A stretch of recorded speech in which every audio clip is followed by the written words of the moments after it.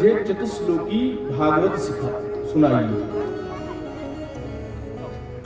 अहमेवा समेवाग्रे नान्यत् यत् सत् सत् परम। भगवान ने कहा कि हे ब्रह्मा जी, अहमेवा समेवाग्रे, ये जो कुछ भी दिखाई दे रहा है ये सब मैं हूं।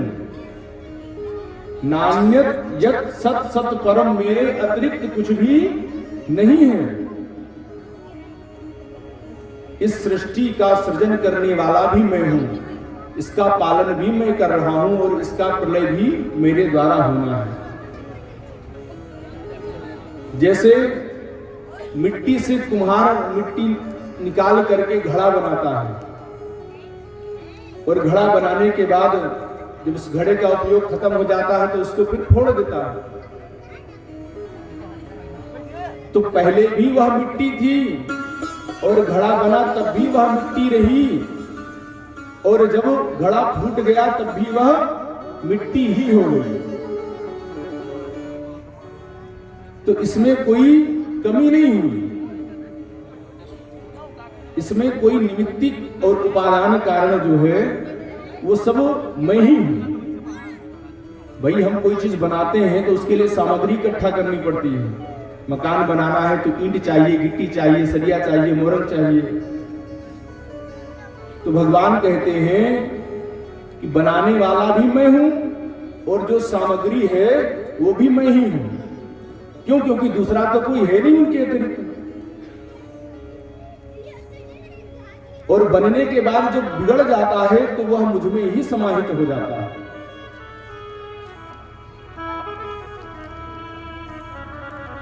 मेरे अतिरिक्त संसार में कुछ है नहीं। जैसे मकड़ी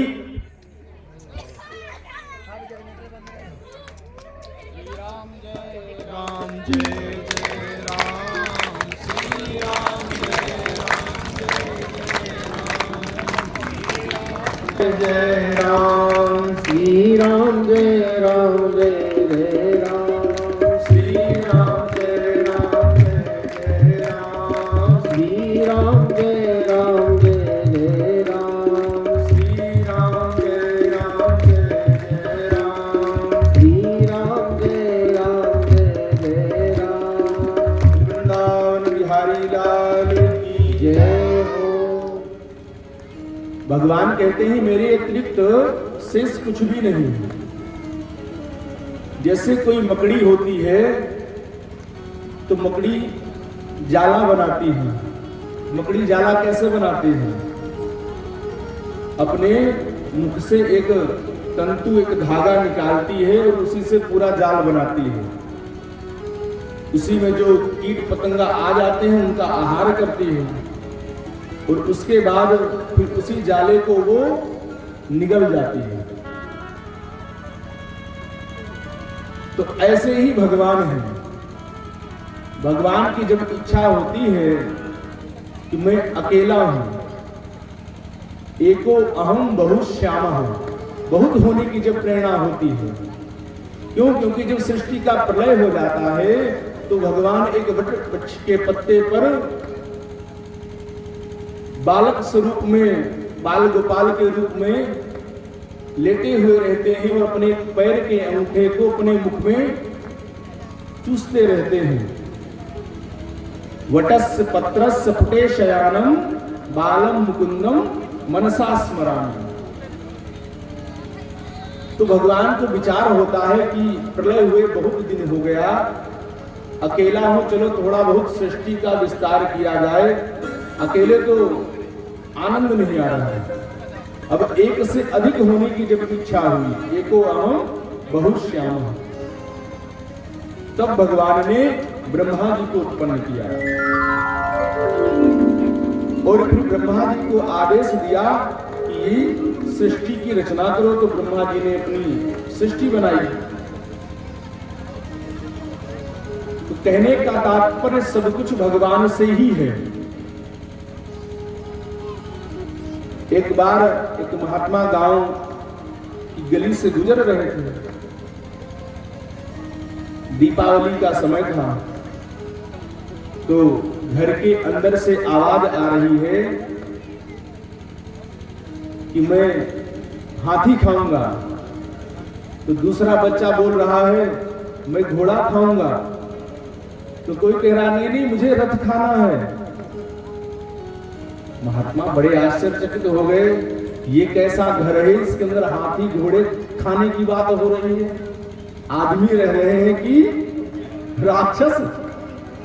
रुक गए, दरवाजे पर आवाज लगाई कि देखें क्या हो रहा है। तो घर से माता जी निकली तो महात्मा ने कहा कि आपके घर में हाथी घोड़े और रथ खाने की बात हो रही है।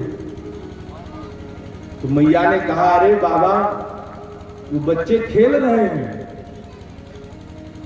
खिलौने आए हैं सब करके, उन्हीं की बात हो रही है। कोई हाथी नहीं है, कोई घोड़ा नहीं है, कोई रथ नहीं है। वो क्या है? वो तो खाण है, वो तो शक्कर है, वो तो शर्करा है। ऐसे ही ये भगवान एक ही है, उनके स्वरूप अलग अलग हैं। हाथी में भी वही प्रभु है और चींटी में भी वही प्रभु है। उसी का अंश है जो मनुष्य में है। चींटी में भी जब तक प्राण रहते हैं वो चलती रहती है, और हाथी में भी जब तक प्राण रहते हैं वो चलता रहता है। अब हाथी में बड़ा प्राण होगा ये तो किसी ने नहीं देखा, या चींटी में बहुत छोटा होगा। शक्ति वही है, शक्तिमान उसका एक है। तो हे ब्रह्मा, ये सारा संसार मेरे द्वारा उत्पन्न है, मेरे अतिरिक्त कुछ भी नहीं है। मत्तः परतरम नान्यत्, कुछ भी नहीं, मुझसे अलग है। और ये जो संसार के प्राणी हैं, ये जो मेरे द्वारा ये मेरी माया है ना, इसी में भ्रमित हो जाते हैं और उसी को अपना समझ लेते हैं, उसी को सर्वस्व समझ लेते हैं।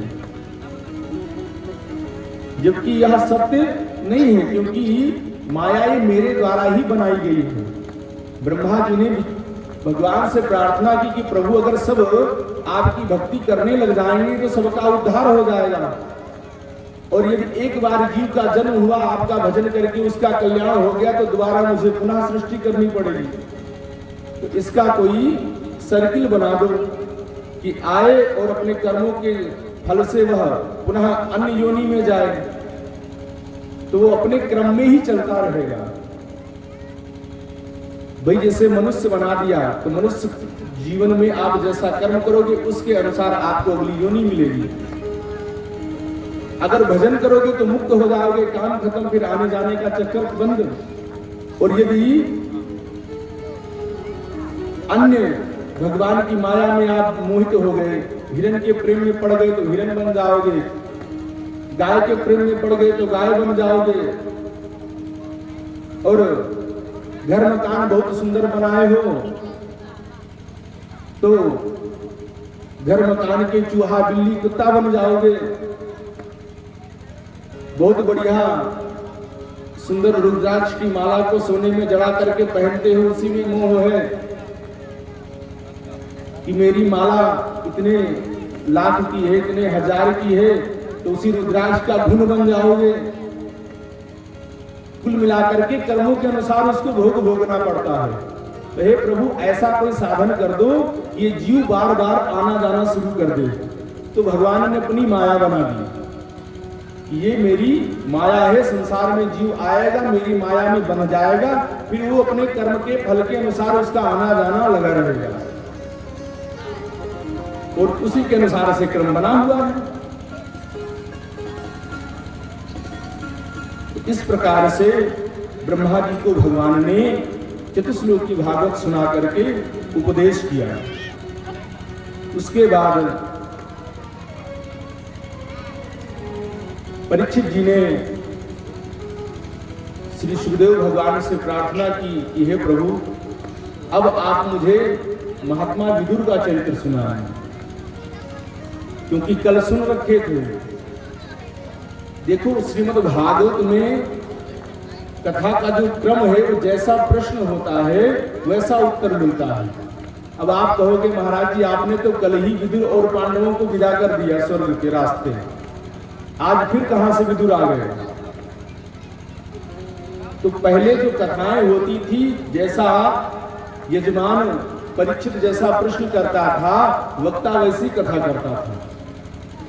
आज का सिस्टम ये हो गया है कि वक्ता को जो आएगा वो सुनाएगा, कथा चाहे जो हो, शिव पुराण हो तब भी वही कथा और भागवत पुराण हो तब भी वही कथा, देवी भागवत हो तब भी वही कथा।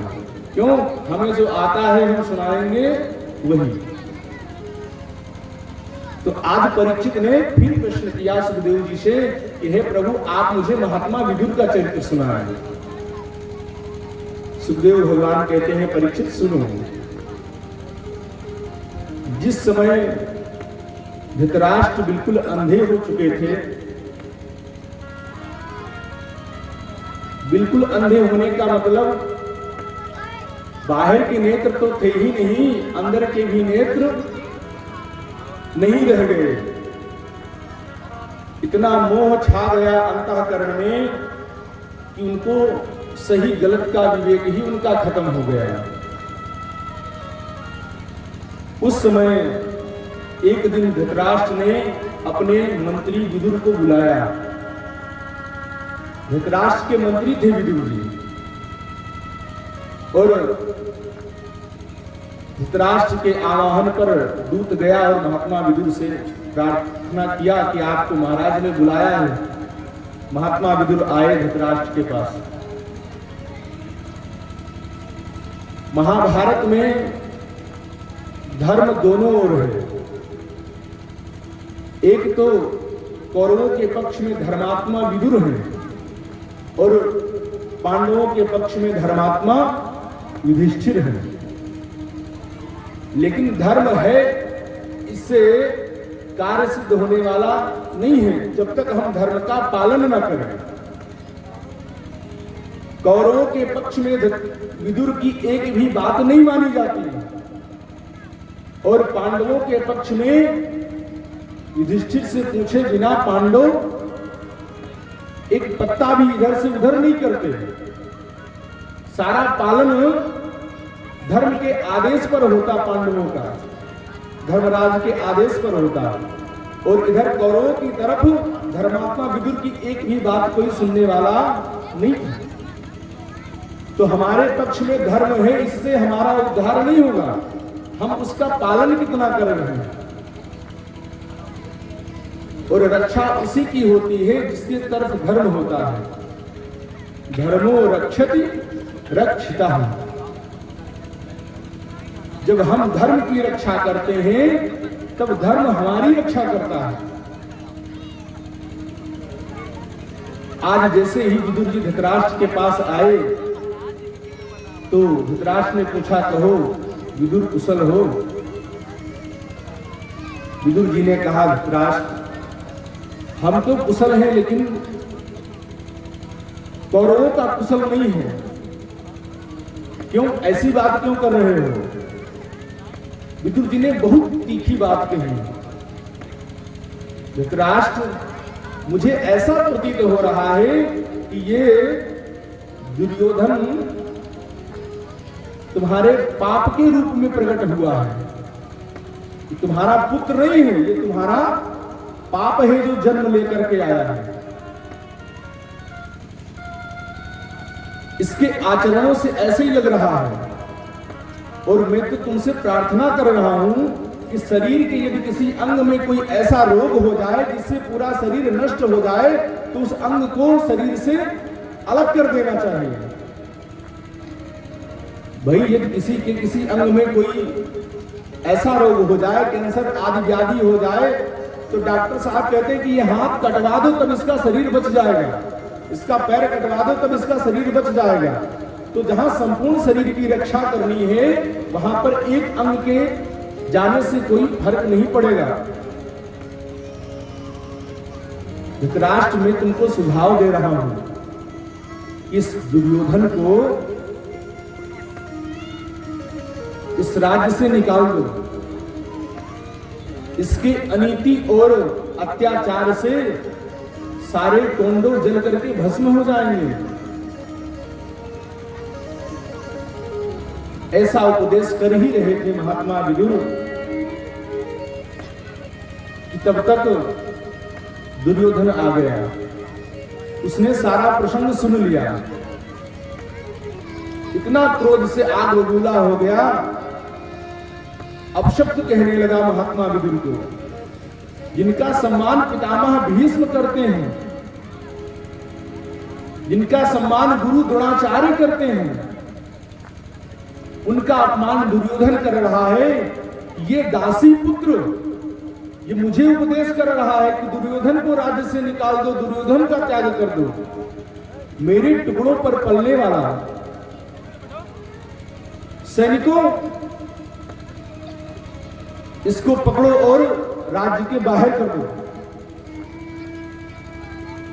ऐसा अपमान विदुर का दुर्योधन ने किया, लेकिन धृतराष्ट्र से एक शब्द भी नहीं कहा गया। धृतराष्ट्र ने बुलाया था संदेश भेज करके विदुर जी को, कह सकते थे कि मैंने बुलाया है, इनका अपमान क्यों कर रहे हैं, लेकिन पुत्र मोह में धृतराष्ट्र एक शब्द भी नहीं बोले। महात्मा विदुर समझ गए कि आज कौरवों में जो इनकी बड़ाई करने वाला हो, इनके गलत को भी सही कहने वाला हो, उसका स्थान है। चाटुकारिताओं की आवश्यकता है कौरवों को, उपदेश करने वालों की नहीं।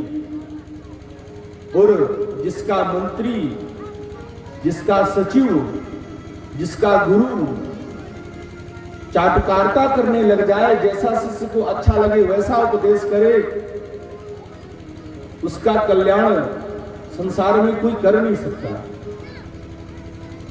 गोस्वामी जी सुंदरकांड में बहुत सुंदर दोहा लिखते हैं, सचिव वैद्य गुरु तीन जो प्रिय बोले भय आस, राज धर्म तन तीन कर होय बेग ही नाश। सचिव यदि सलाह तुमको तुम्हारी इच्छा के अनुसार देने लग जाए कि नहीं महाराज ऐसा करो तो ठीक रहेगा, जैसा तुम्हारी इच्छा, तो समझो वो तुमको मिटा देना चाह रहा है। किसी वैद्य के पास जाओ, तुम्हारी इच्छा के अनुसार औषधि दे, रोग के अनुसार न दे, तो समझो ये तुम्हारा उपचार नहीं कर रहा है, ये तुमको और रुग्ण कर रहा है। और गुरु अपने शिष्य को उसकी मनमानी बात बताने लगे। जो शिष्य को प्रिय है, अच्छा ठीक है, तुम पैंट पहन करके कथा सुन सकते हो, तुम कुछ भी करके कथा सुन सकते हो, बस तुम हमारी कथा सुनो। तो हमसे मंत्र ले लो, चाहे तुम जो कुछ करो, चाहे जो खाओ, चाहे जो पियो, बस मुझको छोड़ देना। ये तो उसके हित की बात हुई कि अहित की बात हुई। भाई जब तक हम संयम नहीं होगा हमारे जीवन में, साधना नहीं होगी हमारे जीवन में, नियंत्रण नहीं होगा हमारे जीवन में, हम क्या करेंगे?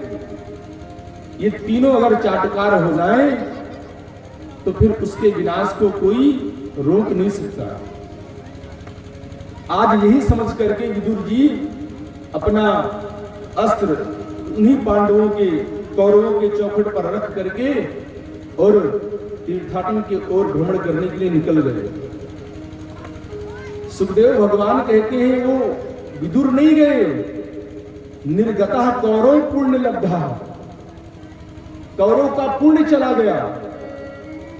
वो विदुर नहीं गए, कौरवों का जो पुण्य था, जिससे कौरव आज तक बचे हुए थे, जिसके पुण्य से वो पुण्य आज चला गया कौरवों का। अब कौरवों को कोई बचा नहीं सकता। विभीषण जब तक लंका में रहे तब तक रावण बचा रहा, और जिस दिन विभीषण जी लंका को छोड़ करके चले आए भगवान के पक्ष में, रावण का अंत उसी दिन से प्रारंभ हो गया। विभीषण की नहीं गए, समझो उन लंका वासियों की आयु चली गई। रावण जब ही विभीषण त्यागा, रावण जब ही विभीषण त्यागा, रावण जब ही विभीषण त्यागा, भयो विभव तब ही अभागा, भयो विभव तब ही अभागा, रावण जब ही विभीषण त्यागा, रावण जब ही विभीषण त्यागा, रावण जब ही विभीषण त्यागा, रावण जब ही विभीषण त्यागा। जिस दिन विभीषण जी का परित्याग रावण ने कर दिया, उसी दिन से उनका वैभव नष्ट हो गया। अस कहीं चला विभीषण जबहि, आयुहीन भय सब तबहि। ऐसे ही जैसे विदुर जी निकले, तुरंत कौरवों का अंत प्रारंभ हो गया। विदुर जी तीर्थाटन कर रहे थे। तीर्थ यात्रा करते करते विदुर जी की भेंट उद्धव जी से हुई। उद्धव जी को देख करके विदुर जी ने भगवान के विषय में प्रश्न किए कि हे उद्धव, आप तो भगवान के परम प्रिय सखा हो, कहो मेरे द्वारिकाधीश कैसे हैं, उनकी द्वारिकापुरी कैसी है। कभी इस गरीब विदुर की भी याद करते हैं कि नहीं करते हैं। उद्धव जी ने बताया कि द्वारिकाधीश तो अपनी लीला को स्मरण करके चले गए, द्वारिकापुरी भी जल में निमग्न हो गई। लेकिन विदुर आपके लिए कुछ उपदेश कह गए हैं द्वारिकाधीश, मैं नहीं बताऊंगा, वो उपदेश आपको मैत्रेय मुनि सुनाएंगे। अच्छा उद्धव जी, ये बताओ क्या कभी भगवान ने मेरी याद की। ऐसे भाव को जब विदुर जी ने व्यक्त किया तो उद्धव जी एक बार की बात बताने लगे कि विदुर, एक दिन प्रसंग चल रहा था, कोई चर्चा चल रही थी कौरव पांडवों की। हाँ, याद आया जब शांति दूत बन करके गए थे भगवान द्वारिकाधीश, जब शांति प्रस्ताव लेकर के गए थे तो बता रहे थे कि मैं जब कौरवों के पास गया तो दुर्योधन ने मेरे लिए स्वागत की बड़ी व्यवस्था की। महाराज, एक महात्मा बताते थे बनारस में कि दुर्योधन ने 352 रसोइयां लगाए भगवान के स्वागत में पकवान बनाने के लिए। और भगवान थे कितने साथ में, द्वारिकाधीश और उनका दारुक, एक और साथ में कोई था। 3 लोगों के लिए 352 रसोइयां लगी रसोई बनाने के लिए। सोचो कितना भोग बना होगा।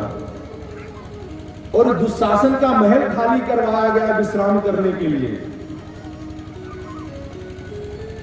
जब दुर्योधन ने भगवान से कहा, हे केशव द्वारिकाधीश, आप मेरा निमंत्रण स्वीकार करें,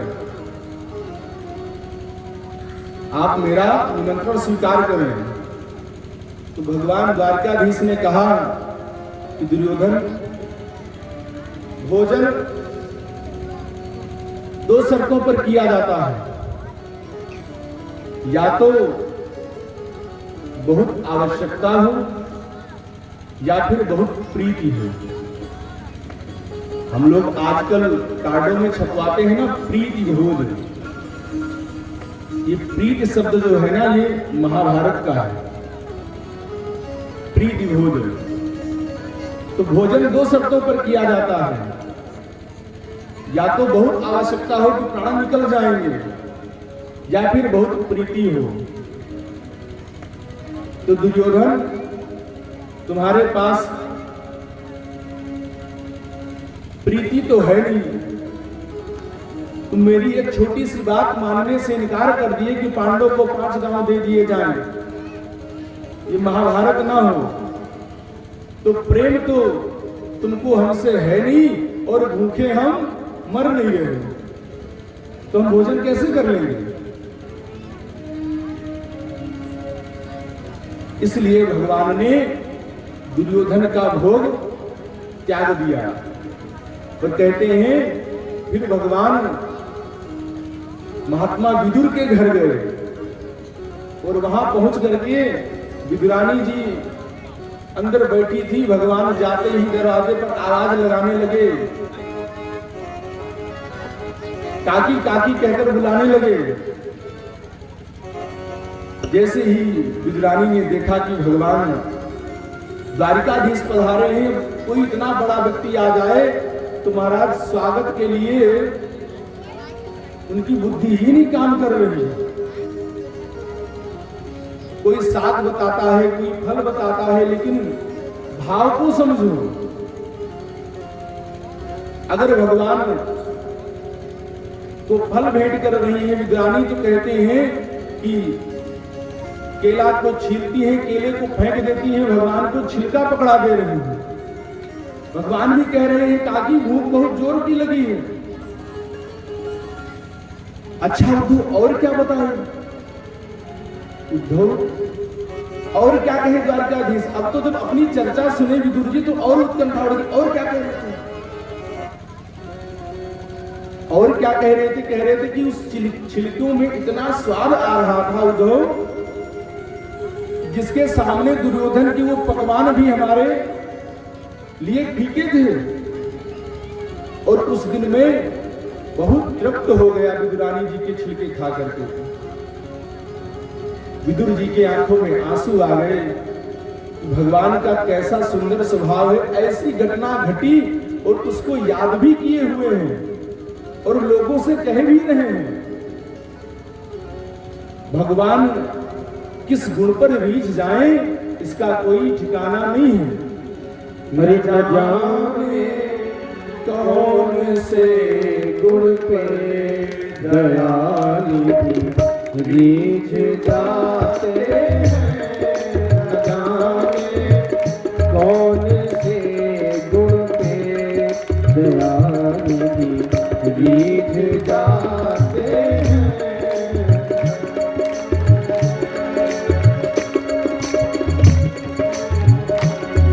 न जाने कौन से गुण पे दयानिधि रीझ जाते हैं।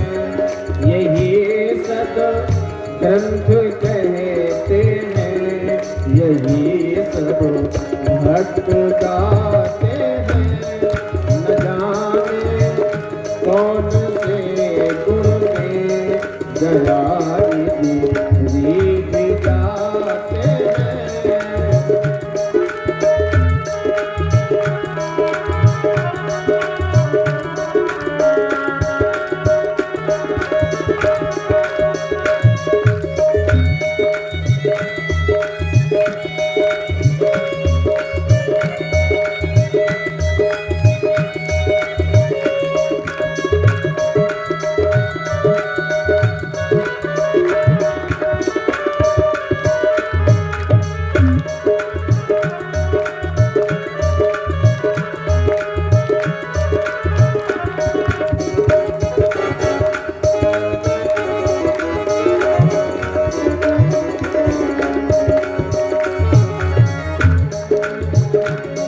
नहीं स्वीकार करते हैं निमंत्रण नृप सुयोधन का। नहीं स्वीकार करते हैं निमंत्रण नृप सुयोधन का। विदुर के घर पहुँच कर भोग छिलके का लगाते हैं। न जाने कौन से गुण पे दयानिधि रीझ जाते हैं।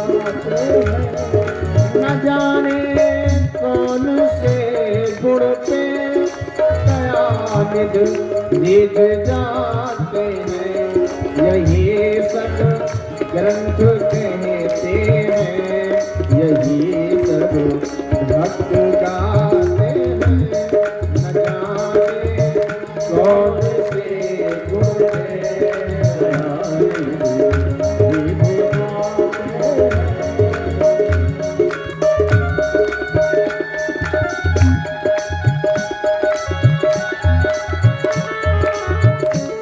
वृंदावन बिहारी लाल की जय हो।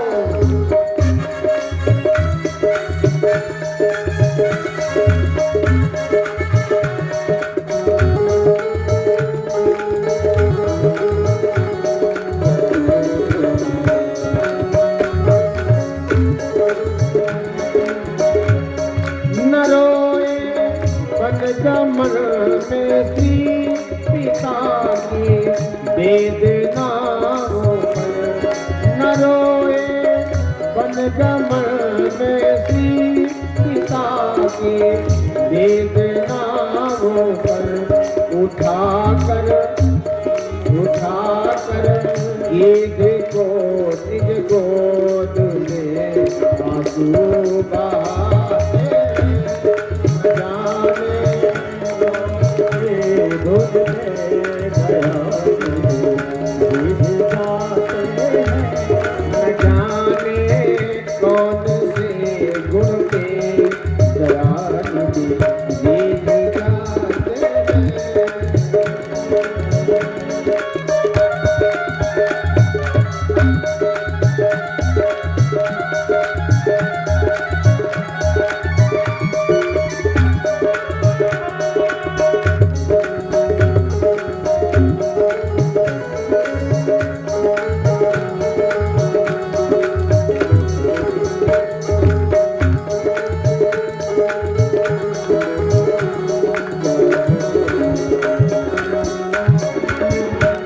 कठिनता से चरण धोकर मिले कुछ बिंद निध हर को।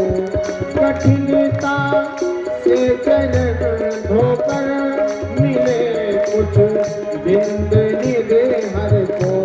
वो चरणों तक स्वयं के वट के घर जा कर लौटाते हैं। कौन से गुण से गीत गाते हैं।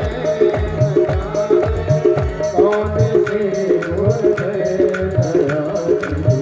गीत गाते हैं। जाने कौन से गुण में गीत गाते हैं। कौन से गुण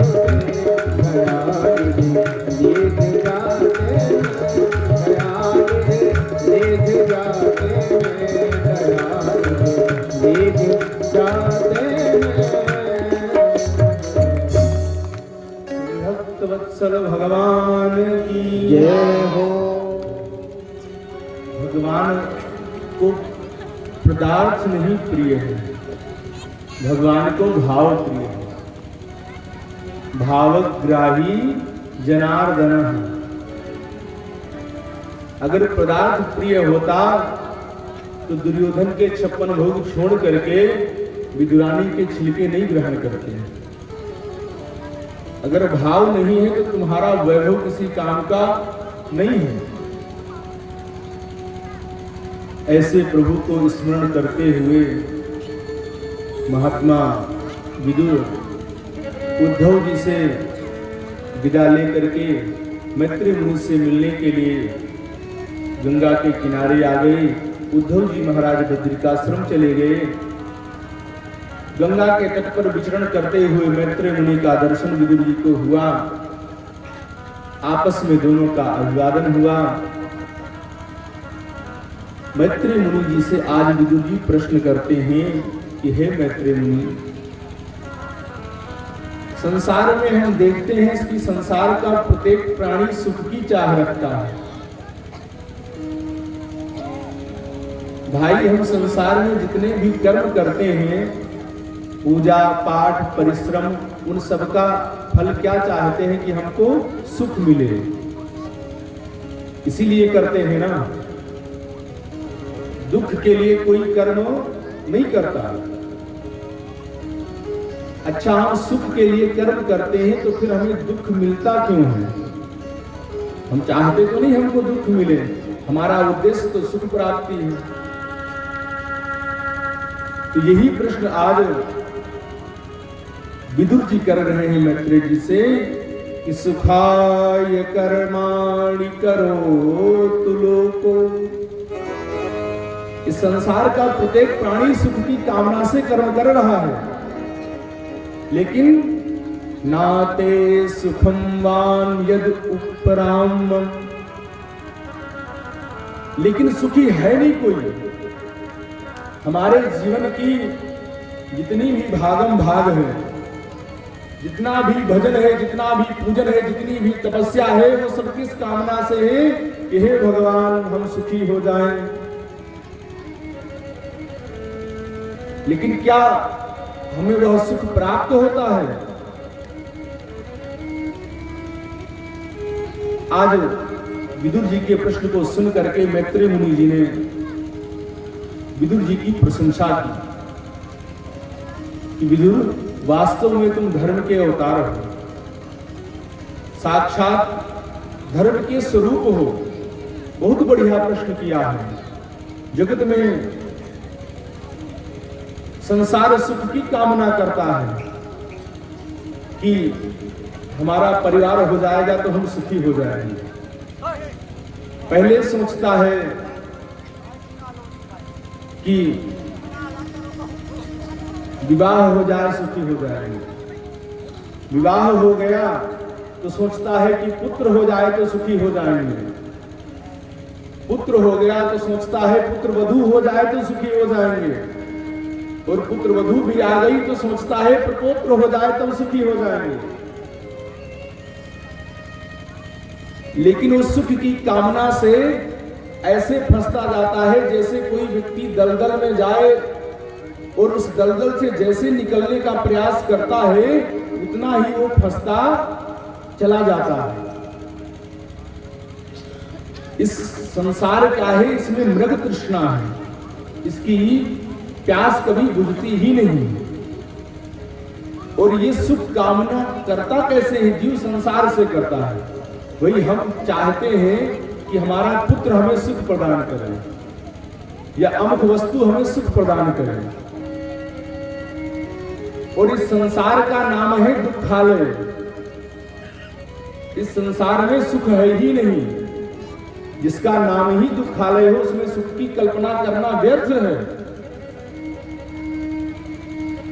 मेडिकल स्टोर की दुकान पर चीनी नहीं मिलने वाली। इस संसार के बोर्ड पे लिखा हुआ ये मृत्यु लोक है और मृत्यु से प्रत्येक प्राणी भयभीत रहता है, दुखी रहता है, कोई मरना नहीं चाहता। तो इस दुखालय के बोर्ड में हम सुख मांग रहे हैं, मिलेगा? नहीं मिलने वाला। हम गलत जगह अपनी मांग को रख रहे हैं। अगर हमें सुख चाहिए तो सुख मिलेगा उस परमात्मा में जिसका नाम ही है सच्चिदानंद। और संसार की कामना से यदि आप सुख करते हो तो आपको सुख हाथ लगने वाला नहीं। बड़े लाड प्यार से आपने बालक को पाला पोसा बड़ा किया, लेकिन जब बड़ा हो गया तब तुम्हारा कहना नहीं मान रहा। इस बात का दुख है। कहना छोड़ो, ऐसा कृत्य कर रहा है जिससे हमेशा दुखी रहते हो। आत्मदेव जी ने पुत्र प्राप्ति की याचना की थी सुख के लिए, लेकिन परिणाम क्या हुआ? दुख मिला। तो संसार से सुख मिलने वाला नहीं है। सुख अगर चाहते हो तो वह केवल भगवान से प्राप्त होगा। क्यों? क्योंकि भगवान का ही अंश यह जीव है। ईश्वर अंश, जीव अविनाशी, चेतन अमल, सहज सुख राशि। अगर वह चेत जाए, उसके अंदर चेतना हो जाए तो वो उस सुख राशि भगवान को प्राप्त कर ले तो सुखी हो जाए। इस संसार में थोड़े थोड़े सब दुखी हैं। कोई तन दुखी, कोई मन दुखी, कोई धन बिन रहत उदास, थोड़े थोड़े सब दुखी, तो सुखी राम के दास। हर व्यक्ति के पास कोई ना कोई समस्या है। जिसके पास बहुत धन है उसका तन नहीं सुखी है, और जिसका तन सुखी है उसके पास धन नहीं है। जिसके पास तन भी है धन भी है उसका मन दुखी है, उसको रात में नींद नहीं आती। इतना धन है उसके पास कि नींद की गोली लेना पड़ता है सोने के लिए। तो इस संसार में सब थोड़े थोड़े दुखी हैं। अगर जीव सुखी होना चाहता है तो वह केवल भगवत चरणों में सुख है। इस प्रकार से बहुत सुंदर उपदेश श्री मैत्री मुनि जी ने विदुर जी को किया। उसके पश्चात विदुर जी ने भी मैत्री मुनि जी से प्रश्न किया कि हे मैत्री मुनि, आप मुझे सृष्टि के क्रम का वर्णन सुनाएं। इस सृष्टि की उत्पत्ति कैसे हुई, उसकी प्रक्रिया को बताएं। मैत्री मुनि कह रहे हैं, विदुर, भगवान नारायण के नाभि कमल से ब्रह्मा जी प्रकट हुए। ब्रह्मा जी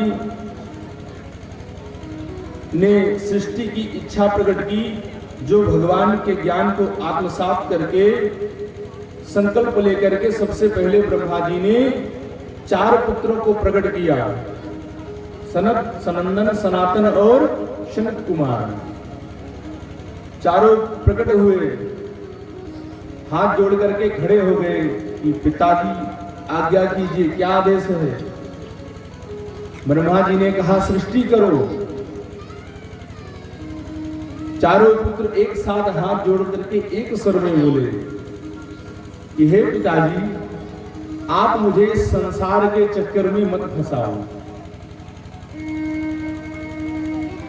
मैं तो केवल भगवान का स्मरण करने के लिए आया हूं।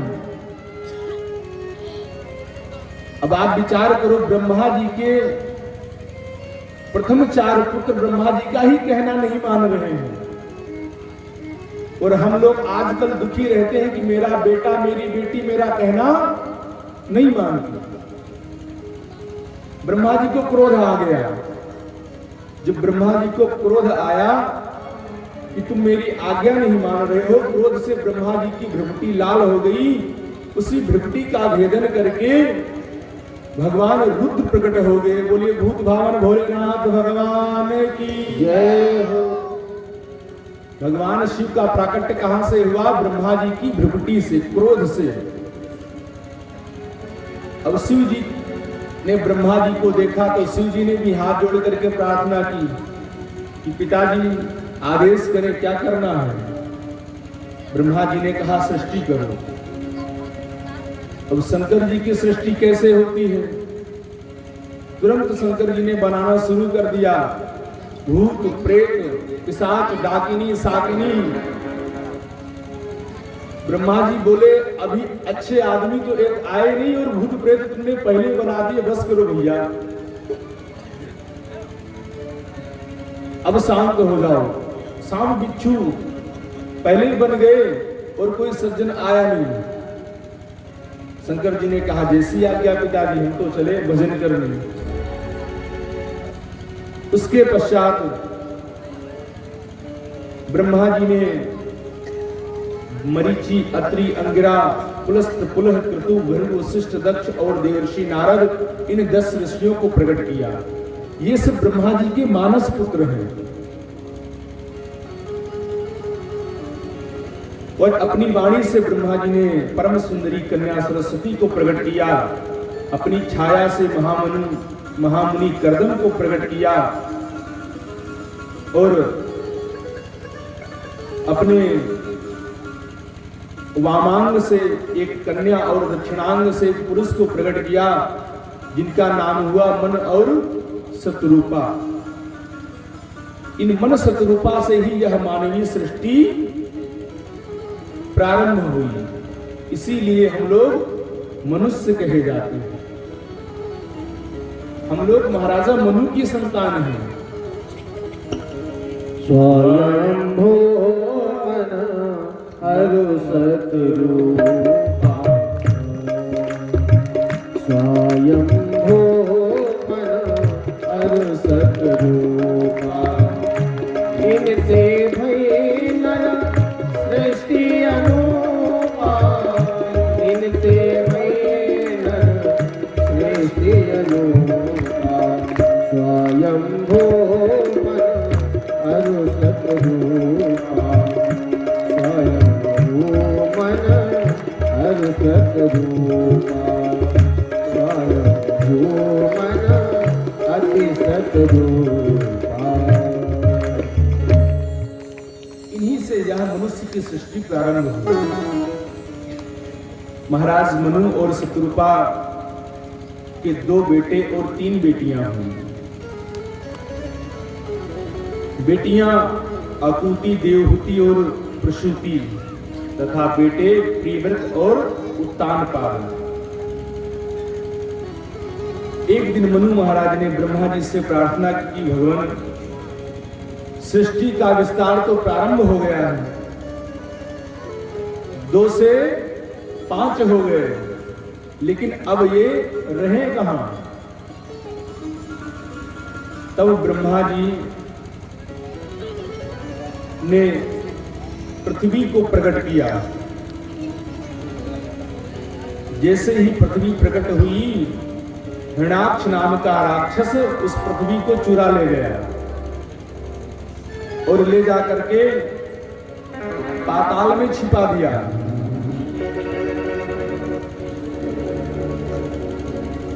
तब भगवान बाराह का अवतार हुआ। बाराह भगवान ने उस पाताल से पृथ्वी को मुक्त कराया और लाकर के पुनः स्थापित किया।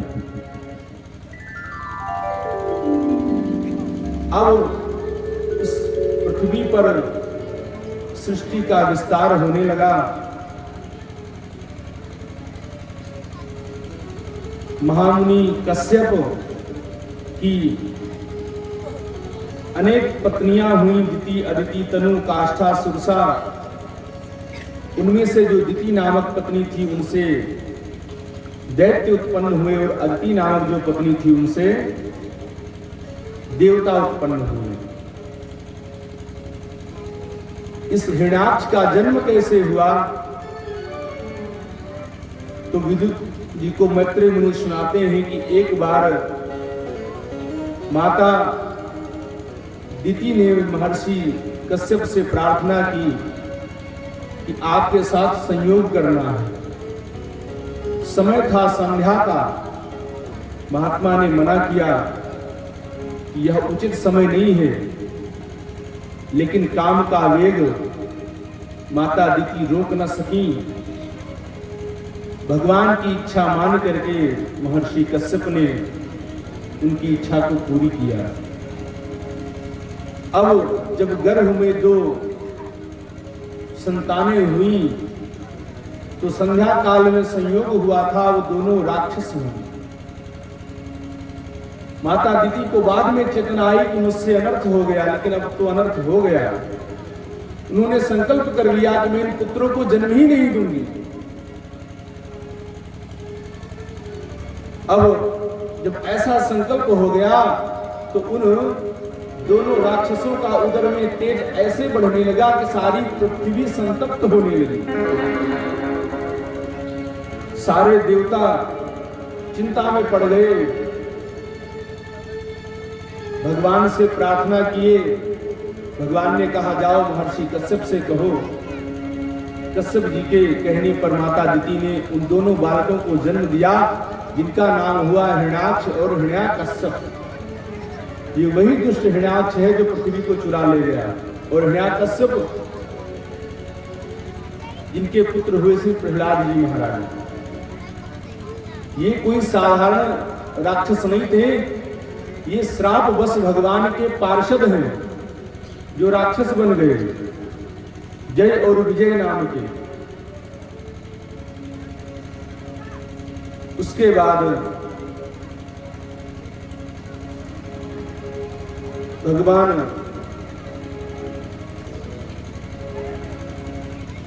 की लीला से इन राक्षसों की योनि प्राप्त हुई उनके पार्षदों को।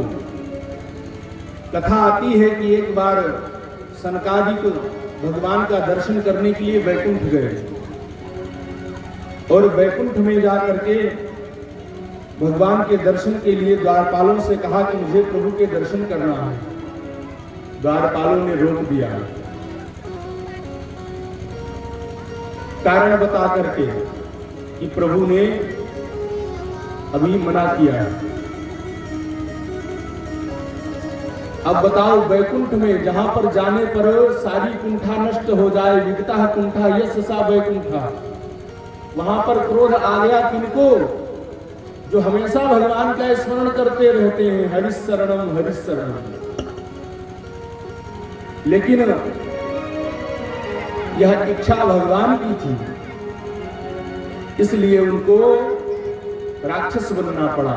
द्वारपाल हरि के प्रिय दो, द्वारपाल हरि के प्रिय दो, जय अरविंद जय जानो सबको, जय अरविंद जय जानो सबको, द्वारपाल हरि के प्रिय दो।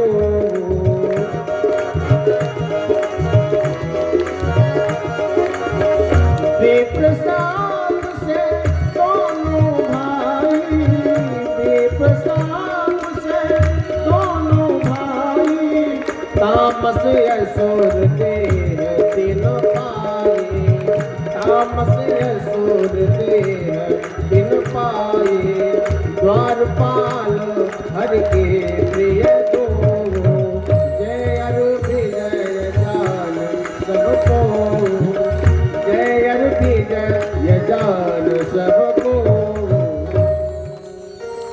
एक जन्म में हिरण्याक्ष और हिरण्याकश्यप बने, दूसरे जन्म में रावण और कुंभकर्ण बने, और तीसरे जन्म में शिशुपाल और जरासंध बने। ये भगवान के पार्षद हैं। जब श्राप दे दिया सनकादियों ने तो बड़ा पश्चाताप हुआ। तो भगवान ने कहा, नहीं ब्रह्म देवताओं, ये मेरी इच्छा थी।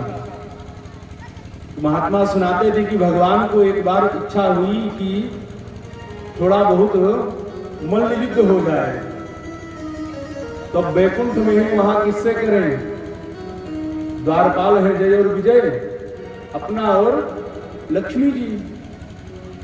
अब भगवान की मल्ल युद्ध करने की इच्छा हुई तो लक्ष्मी जी से तो कह नहीं सकते हैं, आज का समय होता तो कर लेते।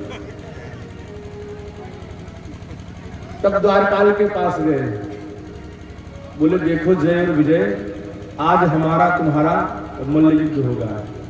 अब बताओ, स्वामी सेवक से लड़ना चाह रहा है। द्वारपालों ने हाथ जोड़ लिया, प्रभु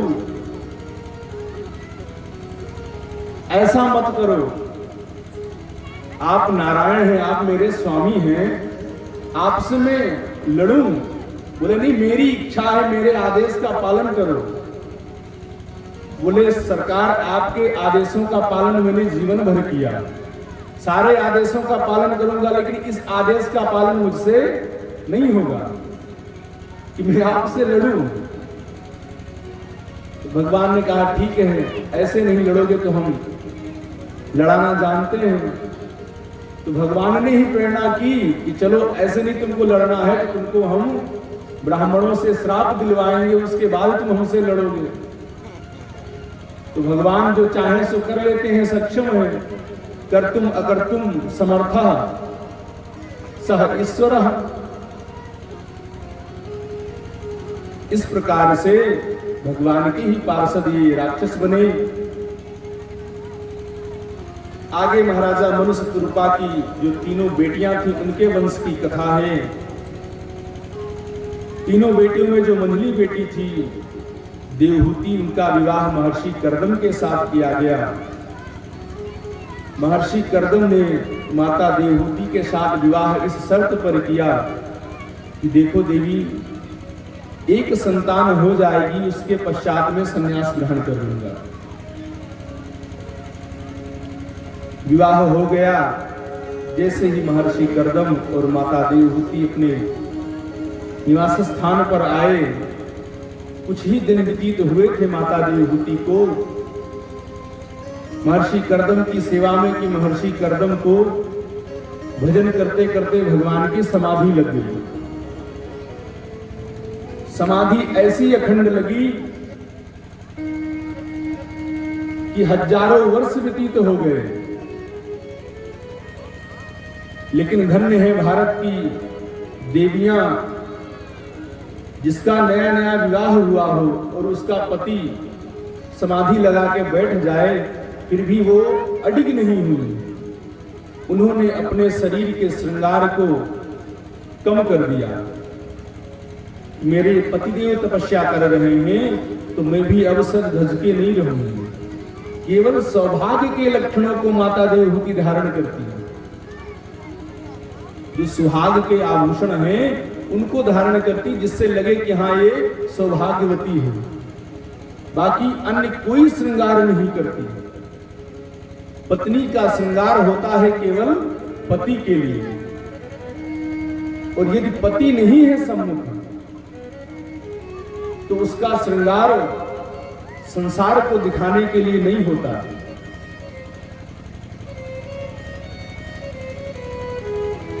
आज महर्षि कर्दम तपस्या में है, माता देवहूति उनकी सेवा में लगी है, आश्रम की सारी सेवा करती है। जब कई हजार वर्ष व्यतीत हो गए तो महर्षि कर्दम के नेत्र खुले। उन्होंने देखा, अरे जिसको मैं ब्याह करके लाया था वो बेचारी साध्वी बन गई है। बड़ा पश्चाताप हुआ कि मैंने संकल्प किया था कि एक पुत्र हो जाएगा तो मैं संन्यास ग्रहण करूंगा, मुझे तो पहले ही भगवान की समाधि लग गई। हे देवी, मुझे क्षमा कर। माता देवहूति हाथ जोड़ करके खड़ी हो गई, स्वामी ऐसा मत करिए, आप मुझसे क्षमा क्यों मांग रहे हैं। महर्षि कर्दम इतना प्रसन्न हो गए माता देवहूति की सेवा से, उन्होंने अपनी तपस्या से एक दिव्य विमान बनाया।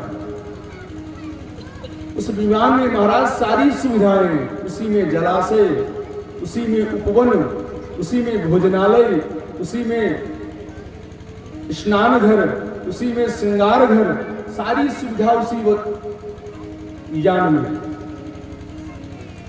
और उस दिव्य यान में महर्षि कर्दम और माता देवहूति सवार होकर के आनंद से विचरण करने लगे। वैवाहिक जीवन का जो सुख होता है उस सुख की अनुभूति माता देवहूति को कराने लगे।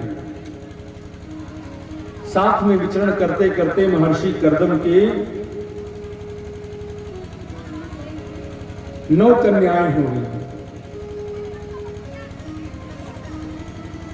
अब महर्षि कर्दम को ध्यान आया कि मैंने तो संकल्प किया था कि केवल एक संतान होगी, मैं संन्यास ग्रहण कर लूंगा। मैं तो ऐसा चक्कर में फंस गया कि 9 हो गई, अभी तक वैराग्य नहीं आया। तुरंत महाराज अपना कमंडल उठाए, सोटा उठाए, चल दिए। माता हाथ जोड़ करके खड़ी हो गई।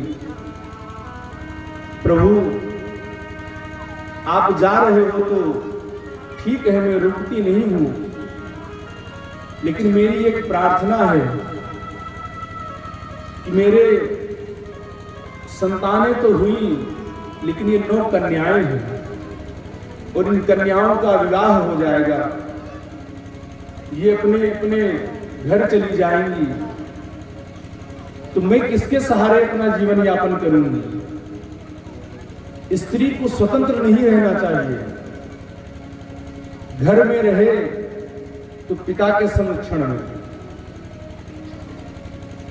विवाह होके जाए तो पति के संरक्षण में, और वृद्धावस्था आ जाए तो पुत्र के संरक्षण में। तो हे नाथ, आप मेरे बुढ़ापे की एक लाठी मुझको प्रदान कर दें, कम से कम एक संतान हो जाए, एक पुत्र हो जाए। तब महर्षि कर्दम को ध्यान आया कि अरे, भगवान ने तो मुझे वरदान दिया था कि मैं आपके यहां पुत्र के रूप में जन्म लूंगा। ठीक है देवी। महर्षि कर्दम ने माता देवहूति के साथ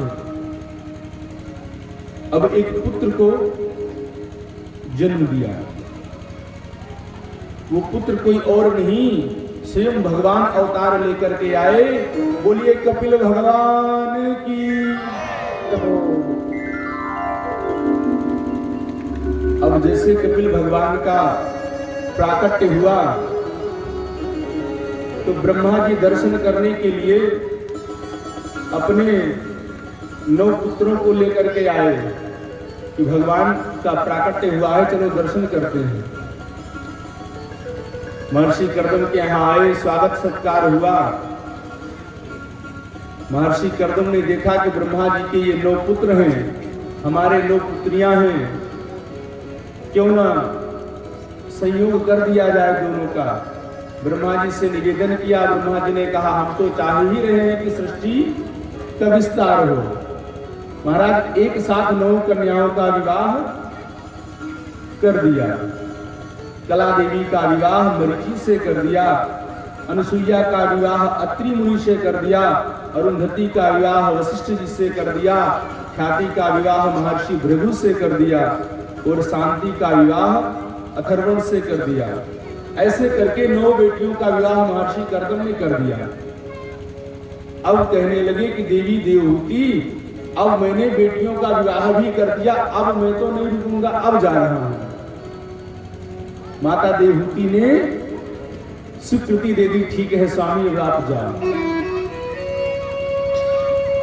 माता देवहूति यह जानती है कि जो मेरा पुत्र है, जिसने मेरे गर्भ से जन्म लिया है, ये कोई साधारण नहीं, ये स्वयं भगवान है। एक दिन माता देवहूति अपने बेटे कपिल के पास में आई और हाथ जोड़ करके भगवान से प्रार्थना करने लगी कि हे प्रभु, संसार में जितने भोग बताए गए हैं उन सारे भोगों को मैंने भोगा है। अरे, अपने पिता के यहां रही तो मेरे पिताजी भी राजा थे, महाराज मनु, और यहां भी आई तो महर्षि कर्दम जैसा पति प्राप्त हुआ, जिसकी तपस्या से कोई ऐसी ही विशेष सामग्री नहीं बची जिसका उपभोग मैंने न किया। परंतु सब पाने के बाद भी मेरी आत्मा अभी अतृप्त है। ऐसा लगता है मेरे पास अभी कुछ कमी है, कुछ शेष करना है। इस मोह को आप अपने ज्ञान की खड़ग से नष्ट कर दीजिए। आज कपिल भगवान अपनी माता देवहूति को उपदेश कर रहे हैं।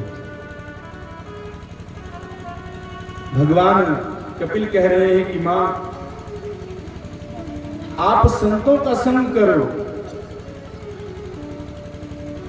संतों का संग करें, लेकिन संत पहचानेंगे कैसे कि कौन संत है कौन असंत है? संतों की परिभाषा बताते हैं भगवान कपिल।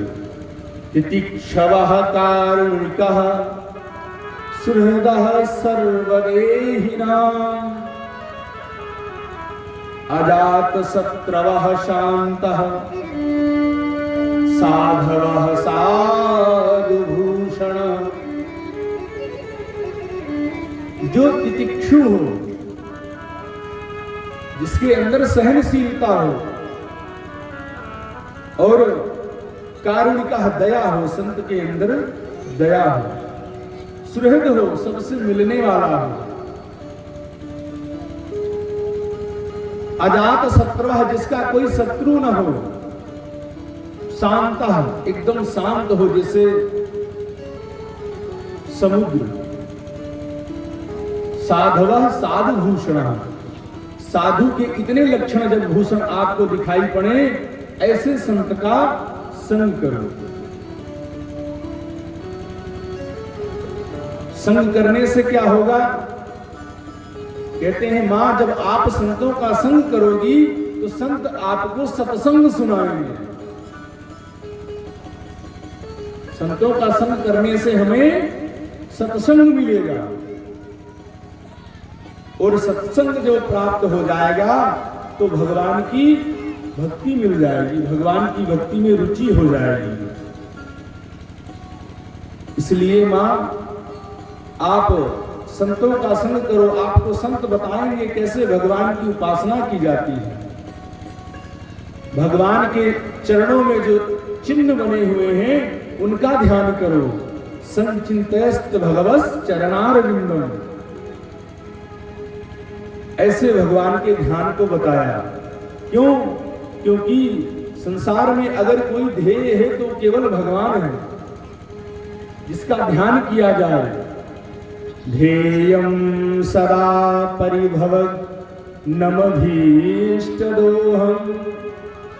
तीर्थास्पदं शिवगिरिञ्चनुतं शरण्यम् भृत्यार्तिहं प्रणतपालभवाब्धपोतम् वन्दे महापुरुष ते चरणारविंदम। हे मां, ऐसे महापुरुष का ध्यान करो, और संसार का यदि ध्यान करोगे तो संसार जो है वो तो अपने कर्मों को बताता है। कल की कथा में हमने बताया कि संसार के जीव क्या सिखाते हैं। मात पिता बाल कहीं बुलावई, उधर भरे सोई धर्म सिखाओ। और महात्मा क्या बताते हैं कि भजन करो, भक्ति करो, भगवान का नाम जप करो, इससे कल्याण होगा। और घर वाले क्या कहते हैं? भैया पढ़ाई करो, नौकरी करो, पैसे लाओ, व्यापार करो, ये करो, वो करो। इस ग्रह धर्म को कपिल भगवान कहते हैं ये कूट धर्म है। ग्रहेश कूट धर्मेशु दुख तंत्रे स्वतंत्रता, ये कूट धर्म है।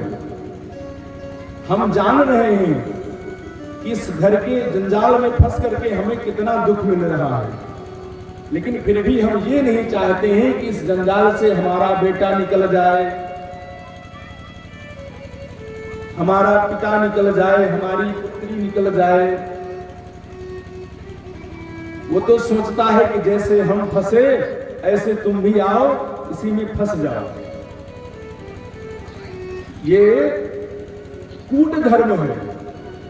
भाई हमें पता चल जाए कि इस चीज से, इस वस्तु से हमारा नुकसान है, इससे हमारा कल्याण नहीं होने वाला, तो हम अपने जो सुहृद होंगे, शुभचिंतक होंगे, उनको मना करेंगे, भैया इस चीज को मत छूना, वहां मत जाना, वहां अनिष्ट हो जाएगा। लेकिन संसार का कोई भी प्राणी ये बात अपने परिजनों को नहीं बताता। इसलिए हे मां, इस कूट धर्म का त्याग करके परम धर्म भगवान की शरण में जो जीव चला जाता है उसका उद्धार हो जाता है, और भगवान की शरण में जाकर के भगवान के नाम का स्मरण करता है तो वह संसार सागर से पार हो जाता है। कपिल भगवान ने दिव्य सांख्य शास्त्र का उपदेश किया अपनी माता देवहूति को। आज माता देवहूति कहती है कि प्रभु मैंने सारा सार निकाल लिया आपके प्रवचन का। मैं समझ गई कि संसार में अगर कुछ सत्य है तो वह क्या है? केवल आपका नाम, केवल आपका ध्यान, केवल आपका स्मरण। इसीलिए हरि नाम नहीं तो जीना क्या, नाम नहीं तो जीना क्या। अमृत है हरि नाम जगत में, अमृत है हरि नाम जगत में, इसे छोड़ भी सकीना क्या। हरि नाम नहीं तो जीना क्या, हरि नाम नहीं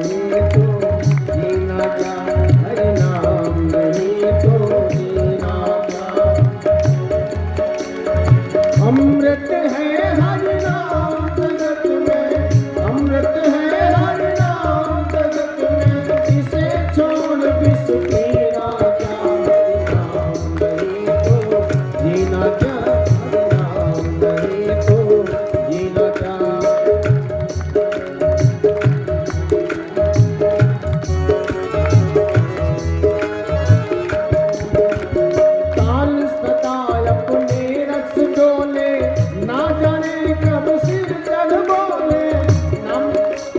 काल सदा अपने रस डोले, ना जाने कब सिर चढ़ बोले। हरि का नाम जपो निस्वासन हो, हरि का नाम जपो निस्वासन। इसमें बरस महीना क्या हरि नाम नहीं तो जीना क्या। हरि नाम नहीं तो जीना क्या, हरि नाम नहीं तो।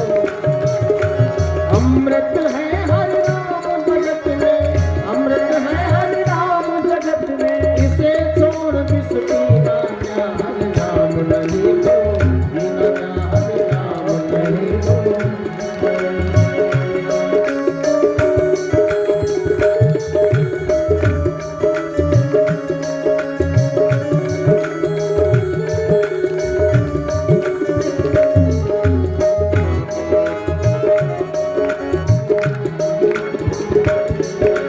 तीरथ है हरि नाम तुम्हारा, फिर क्यों फिरता मारा मारा, फिर क्यों फिरता मारा मारा।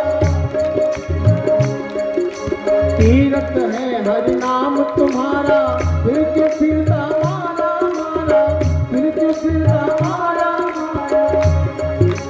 अंत समय हरि नाम नावे हो, अंत समय हरि नाम नावे। अंत समय हरि नाम नावे, काशी और मदीना क्या। हरि नाम नहीं तो जीना क्या, हरि नाम नहीं तो जीना क्या। अमृत है हरि नाम जगत में, अमृत है हरि नाम जगत में। इसे छोड़ विष पीना क्या, हरि नाम नहीं तो जीना क्या, हरि नाम नहीं तो।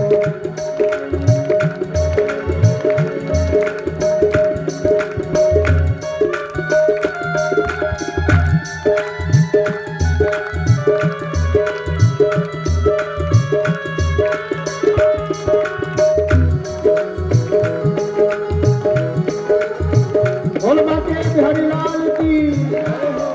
आवाज नहीं आ रही है, इतने लोग बैठे हैं और जयकारा भी नहीं हो रहा है। बोल सचे दरबार की जय हो। कोई कह रहा है जय, कोई कह रहा है जय बोलना है, जय। बोल बाल कृष्ण भगवान की जय हो। हरि नाम नहीं तो जीना जा, हरि नाम नहीं तो जीना जा। भूषण से सब अंग सजावे, रसना पर हरि नाम नावे, रसना पर हरि नाम नावे। भूषण से सब अंग सजावे, रसना पर हरि नाम नावे। देह पड़ी रह जाए यहाँ पर, देह पड़ी रह जाए यहाँ पर। कुंडल और नगीना क्या, हरि नाम नहीं तो जीना क्या, हरि नाम नहीं तो जीना क्या, हरि नाम नहीं तो जीना क्या। अमृत है हरि नाम जगत में, अमृत है हरि नाम जगत में। इसे छोड़ विष पीना क्या, हरि नाम नहीं तो जीना क्या, हरि नाम नहीं तो जीना क्या, हरि नाम नहीं तो जीना क्या, हरि नाम नहीं तो जीना क्या, हरि नाम नहीं तो जीना क्या। बोलिए कपिल भगवान की जय हो। माता देवहूति ने सार बता दिया कि हे प्रभु, आपने जितना भी उपदेश किया उसका सार एक ही है कि आपके नाम का स्मरण। ऐसा उपदेश करके भगवान कपिल ने प्रस्थान करने का विचार बनाया। माता देवहूति ने तुरंत ध्यान लगाया और अपने शरीर को आज अपनी योग समाधि के द्वारा द्रवित कर दिया और भगवान कपिल कमंडल लेकर के गंगा सागर चले गए और गंगा सागर में आज भी भगवान कपिल तपस्या कर रहे हैं। इन्हीं भगवान कपिल के साप से महाराजा सगर के 60,000 पुत्र भस्म हो गए थे। गंगा सागर में और कोई मंदिर नहीं है, केवल एक कपिल भगवान का मंदिर है समुद्र के बीच में। इसीलिए कहते हैं सारे तीर्थ बार बार और गंगा सागर एक बार। यहाँ पे जो लोग उपस्थित हैं इसमें से कोई गंगा सागर गया है? कोई नहीं। आप हम ही हैं। चलो हम 2 लोग गए हैं। गंगा सागर पश्चिम बंगाल में पड़ता है। वहां पर कपिल भगवान का दिव्य स्वभ्य मंदिर बना हुआ है और मकर संक्रांति को मेला लगता है। मंदिर के ठीक सामने समुद्र है। मंदिर का दर्शन करो, समुद्र स्नान करो, बस इतना ही है वहां पे। लेकिन पहुंचना बड़ा कठिन है, बहुत दूर है।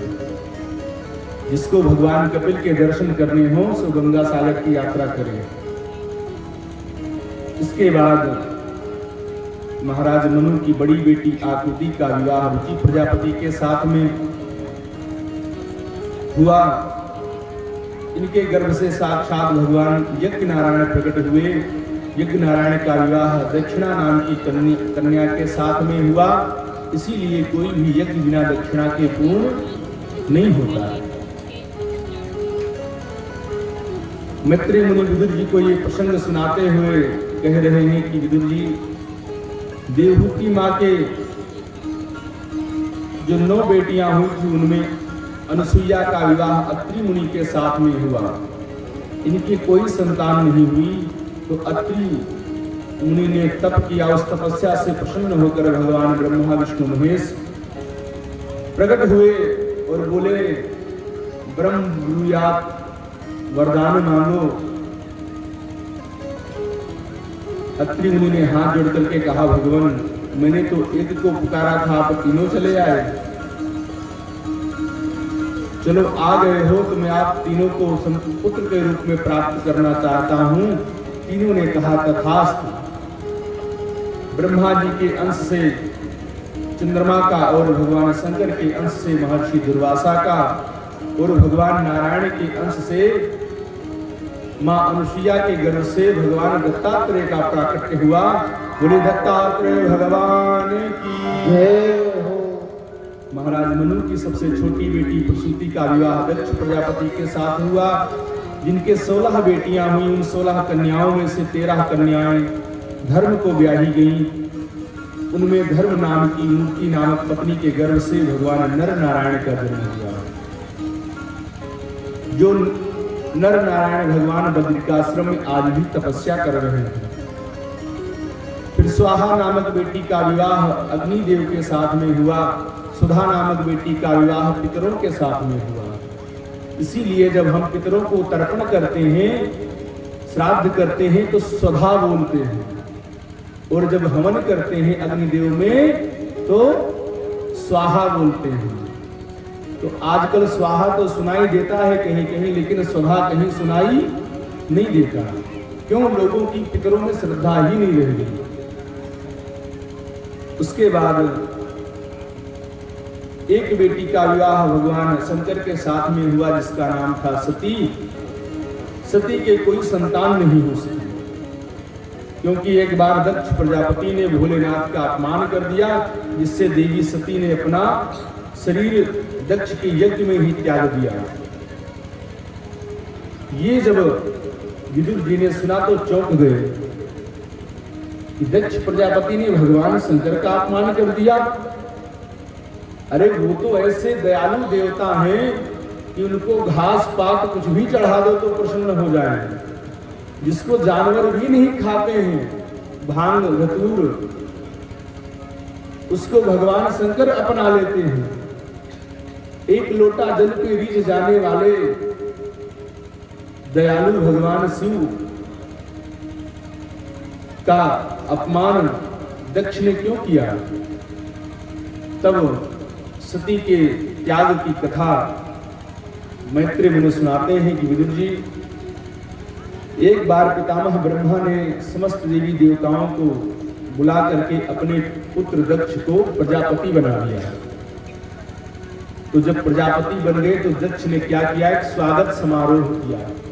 आजकल जैसे किसी को बहुत बड़ी नौकरी मिल जाए तो नौकरी मिलने के बाद में क्या होता है, स्वागत। जैसे हमारे यजमान के भांजे का हुआ था, अभी लेफ्टिनेंट बने ना भारतीय सेना में, तो दास भी गया था उसमें।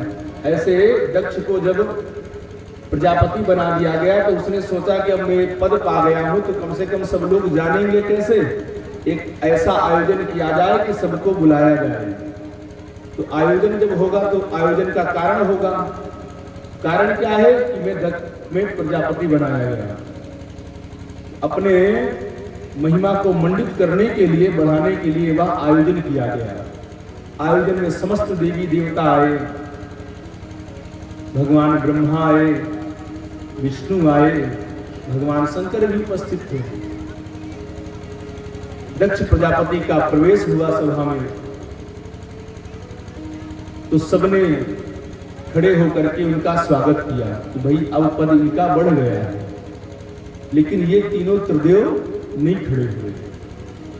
तो ब्रह्मा जी तो पिता हैं, कोई सवाल ही नहीं उठता उठने का, और विष्णु जी भी नारायण हैं। लेकिन शंकर जी जो हैं ये तो मेरे दामाद हैं, इनको मैंने अपनी बेटी ब्याही है, तो बेटी जब इनके पास है तो इनको तो कम से कम मेरा सम्मान करना चाहिए। ये क्यों नहीं खड़े हुए? जब अपना ही अपनों का सम्मान नहीं करेगा तो बाहर वाले क्या करेंगे? अब ये विचार करके, यह देख करके दक्ष प्रजापति भगवान शंकर को न जाने क्या क्या अपशब्द कहने लगा। भूतों प्रेतों के साथ में रहने वाला, अरे महाराज ऐसे ऐसे शब्दों का प्रयोग किया जो कहे नहीं जा सकते। लेकिन भगवान शंकर ने कोई प्रत्युत्तर नहीं दिया। भगवान के गणों ने, नंदीश्वर ने दक्ष को श्राप दे दिया कि बहुत बड़बड़ कर रहा है, जा तेरा सिर बकरे का हो जाए। अब दक्ष की तरफ से ब्राह्मणों ने भगवान शंकर के गणों को श्राप दे दिया, जाओ भगवान शंकर के गण हो, तुम भिखारी बन जाओ। महाराज वो सम्मान सभा वो श्राप सभा बन गई। भगवान शंकर के गणों ने श्राप दे दिया ब्राह्मणों को कि तुम धन के लोभ में भगवान शिव का अपमान कर रहे हो, जाओ तुम गरीब हो जाओ, निर्धन हो जाओ। ऐसा श्रापाश्रापी होने लगा। भगवान शंकर तुरंत उस सभा से उठे और उठ करके चुपचाप चले आए। ये बात किसी को नहीं पता चली। कैलाश पर आए लेकिन माता सती को नहीं बताया। ससुराल में इतना बड़ा अपमान हो गया लेकिन अपनी पत्नी को बाबा भोलेनाथ ने नहीं बताया। अगर किसी को अपना गृहस्थ जीवन सुधारना हो ना तो भगवान शिव से शिक्षा ले। कैसा सामंजस्य है उनके परिवार में। गणेश जी का वाहन मूसक चूहा और कार्तिकेय बेटे का वाहन मोर। भगवान शंकर के गले में रहने वाला सर्प, सर्प चूहे को न छोड़े और मोर सर्प को न छोड़े। लेकिन सब इतनी विषमताओं के बाद भी वह परिवार कैसे रहता है, ये भगवान शिव के परिवार से सीखो। आज ससुराल के अपमान को अपनी पत्नी से नहीं कहा, चाहते तो आके तुरंत ताना मारते कि तुम्हारे बाप ने मुझको ऐसा ऐसा कहा है। लेकिन भगवान शंकर तो शांत है। वो तो पुजारी के लिए भी वही वरदान दे देते हैं और जो उनके ऊपर चढ़ के चोर चोरी करता है उसको भी सर्वस्व दे देते हैं। ये बात यहीं पर शांत हो गई। लेकिन दक्ष को अभी प्रतिशोध की ज्वाला बेचैन किए हुए वो शांत नहीं हुआ। उसने कहा एक आयोजन और किया जाएगा। जिसमें भगवान शंकर को अपमानित किया जाएगा। एक यज्ञ का आयोजन किया और उस यज्ञ में सबको निमंत्रण दिया गया, लेकिन भगवान शिव को निमंत्रित नहीं किया गया। भगवान शंकर चाहते भी थे कि निमंत्रण न आए। जहां एक बार प्रेम खंडित हो जाता है ना, दोबारा उसकी वो बात नहीं बन पाती है। रही मन धागा प्रेम का, मत तोड़ो चटकाय, टूटे से फिर ना जुड़े और जुड़े गांठ पड़ जाए। तो जहां पर विखंडन हो गया वहां समता बनने वाली नहीं है। अगर आता भी तो भगवान शंकर शायद न जाते, लेकिन दक्ष ने तो अहंकार में दिया ही नहीं। समस्त देवताओं को निमंत्रण मिला, सारे देवता विमान में बैठ करके अपनी अपनी पत्नियों के साथ में आकाश मार्ग से उस दक्ष के यज्ञ की ओर प्रस्थान कर रहे हैं। और शांत नहीं जा रहे हैं, यह वर्णन करते हुए जा रहे हैं कि चलो चलो दक्ष का यज्ञ देखना है, बहुत सुंदर यज्ञ हो रहा है, बहुत विशाल यज्ञ हो रहा है, बड़ा भव्य यज्ञ हो रहा है। और हिमालय के ऊपर से ही जा रहे हैं। कई लोगों को का ये स्वभाव होता है, यदि पड़ोसी का निमंत्रण ना आया हो तो उससे जरूर पूछेंगे कि भैया चलोगे, जान रहे हैं कि उसको नहीं आया, केवल हमारा आया है। तो ऐसे देवता जब देवता और उनकी पत्नियां बात करते हुए आकाश से जा रहे थे, तो माता सती के कान में यह शब्द पड़े कि दक्ष के यहाँ यज्ञ की बात हो रही है। एक विमान को रोक करके पूछा, उसने कहा कि हाँ, हम लोग तो आपके पिता के यहाँ जा रहे हैं, यज्ञ में निमंत्रण आया है। माता सती ने सोचा कि शायद पिताजी भूल गए और निमंत्रण नहीं दिया है। कोई बात नहीं, पिताजी के यहाँ जाना है, स्वामी जी से प्रार्थना करते हैं और आज्ञा मिल जाएगी तो चले जाएंगे। गए, भगवान शंकर के पास में गई माता सती और जाकर के हाथ जोड़ करके निवेदन की कि प्रभु, पिताजी के यहाँ यज्ञ हो रहा है और हमको लगता है यज्ञ की व्यस्तता के कारण निमंत्रण देना भूल गए हैं, तो हमें चलना चाहिए। मैं उनकी बेटी हूँ, आपकी ससुराल है, अपने घर में जाने के लिए किसी निमंत्रण की आवश्यकता नहीं होती। भगवान शंकर तो जान ही रहे हैं कि वहाँ हमारा क्या होने वाला है, अपमान के सिवा कुछ भी नहीं है। लेकिन ये बात मैं सती को कैसे बताऊं? लाख प्रयास भगवान शंकर ने माता सती को रोकने के लिए किया, लेकिन अब बेटी अपने बाप के यहाँ जाने के लिए कैसे रुके, वो भी किसी आयोजन में। उसको चाहे जैसे जाना पड़े, ऐसे तो एक कदम भी न चला जाए, लेकिन अगर अपने घर जाने की बात हो तो 4 किलोमीटर पैदल रोड तक पहुंच जाएंगे।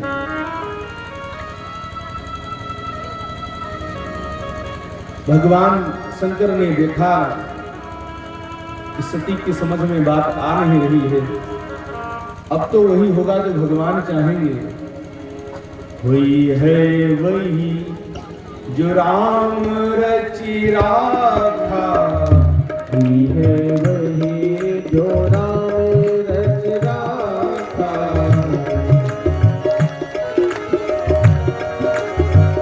को करी तरक पढ़ावहि शाखा, को करी तरक पढ़ावहि शाखा, हुई है सुई जो राम रच राखा, हुई है सुई जो राम रच राखा, को करी तरक पढ़ावहि शाखा, को करी तरक पढ़ावहि शाखा। भगवान शंकर ने सोचा कि अगर ज्यादा इनको समझाने में पड़ेंगे तो ये ज्यादा समझदार हो जाएंगे, और जो पत्नी अपने पति की बात नहीं मानती है उसका कभी कल्याण नहीं हो सकता। अरे वो तुम्हारा पति है, स्वामी है, तुम्हारे सुख दुख जो तुम्हारे साथ रहने वाला है। कल्याण न हो उस नारी का जो पति की बात न माने, कल्याण न हो वह नारी का जो पति की बात न माने, जो पति की बात न माने, जो पति की बात न माने, कल्याण न वह नारी का जो पति की बात न माने।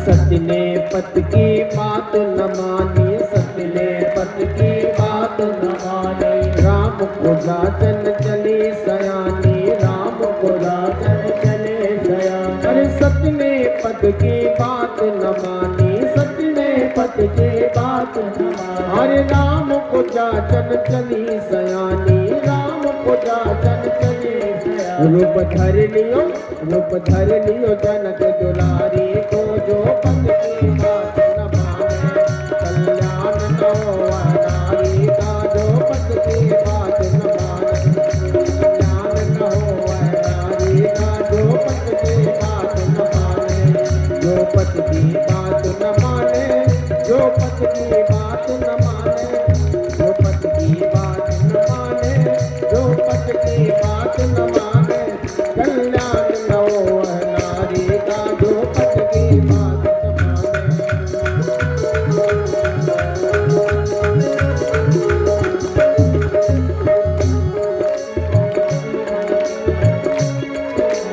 रोवन लगी राम के आगे, रोवन लगी राम के आगे, क्यों पहचान जान नहीं पावे, प्रभु पहचान कहाँ नहीं लागे, प्रभु पहचान कहाँ नहीं लागे, प्रभु पहचान कहने लगा। छोड़ो है त्रिपुरारी को जो पति की बात न माने, कल्याण न हो वह नारी का जो पति की बात न माने, जो पति की बात न माने, जो पति की बात न माने, जो पति की बात न माने, जो पति की बात न माने, कल्याण न हो वह नारी का जो पति की बात न माने, कल्याण न हो वह नारी का जो पति की बात न माने, जो पति की बात न माने, जो पति की बात न माने। कदपि विरोध मान जहाँ कोई, कदपि विरोध मान जहाँ कोई, कहाँ गए कल्याण न होई, कहाँ गए कल्याण न होई, कहाँ गए कल्याण न होई।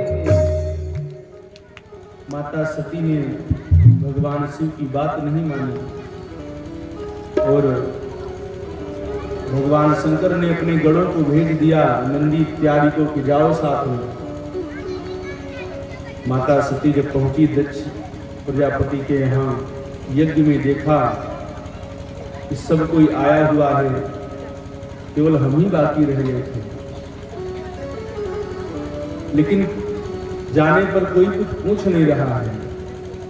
पिताजी ने देखा तो अलग मुंह मोड़ लिए, बहनें मिली तो हंसते हुए अकेले चली आई, आपके पतिदेव नहीं आए। माता जी मिली तो थोड़ा हालचाल हुआ, सादर भले ही मिली एक माता, एक भगनी मिली बहुत मुस्काता। माता सती समझ गई कुछ अच्छा नहीं यहाँ पे, तुरंत दौड़ी दौड़ी गई यज्ञ मंडप में, देखा कि यज्ञ में सारे देवताओं के तो भाग बने हुए हैं, लेकिन मेरे आराध्य भगवान शिव का भाग नहीं है। तो भगवान शंकर के बिना कोई यज्ञ पूरा नहीं हो सकता। जब देखा कि ये यज्ञ अरुद्र भाग्यम तम वेक्ष चाध्वरम, कि भगवान शिव की अनुपस्थिति में हो रहा है, तुरंत प्रण कर लिया कि मैं इस शरीर को छोड़ दूंगी। क्यों? क्योंकि ये इस अभिमानी दक्ष के शरीर से उत्पन्न हुआ है। इस शरीर की उत्पत्ति में इस अहंकारी दक्ष का वीर्य लगा है। अब मैं इस शरीर को और नहीं रह सकती, तुरंत उसी यज्ञ मंडप की अग्नि में अपने शरीर का दाह कर लिया। अस कहीं जोग अग्नि तन जारा भयो सकल मत हाहाकारा, भयो सकल मत हाहाकारा। अस कहीं जोग अग्नि तन जारा भयो सकल मत हाहाकारा, भयो सकल मत हाहाकारा। पति मनत हर सन बर मांगा, जन्म जन्म शिव पद अनुराग, जन्म जन्म शिव पद अनुराग, जन्म जन्म शिव पद अनुराग।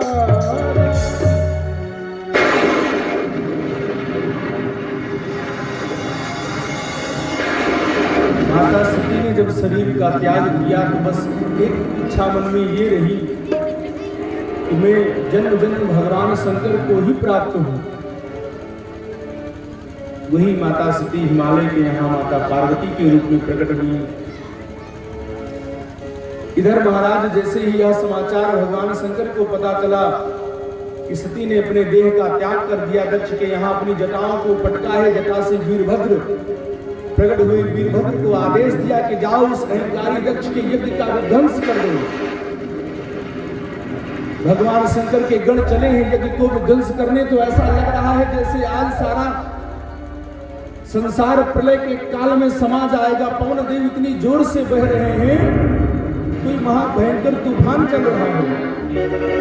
भगवान शंकर के गण यज्ञ के पास पहुंचे, सारे यज्ञ को विध्वंस कर दिया और उस अहंकारी दक्ष के सिर को धड़ से अलग कर दिया।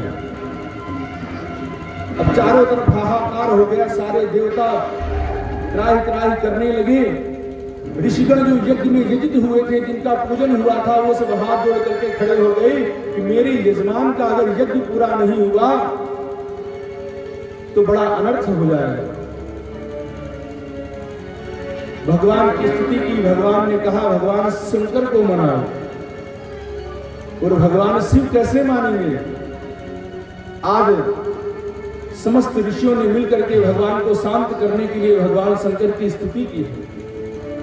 नमामि शमीशान निर्वाण रूपम विभुम व्यापकम ब्रह्म वेद स्वरूपम निरं निर्गुणं निर्विकल्पं निरीहं निराकाशमाकाशवासं भजेऽहं निराकारमोकारमूलं तुरीयं निराज्ञानज्योतिर्गणेशं गिरीशं करालं महाकालकालं कृपालं गुणागार संसार भारं नतोऽहं तुषाराद्रिशङ्कासि गौरं गभीरं मनोभूतकोटि प्रभासी शरीरं विष्णोर्मोदिकल्लो निचारुगङ्गा लसद्बालबाले कंठे भुजङ्गा चलत्कुण्डलं भूषनेत्रं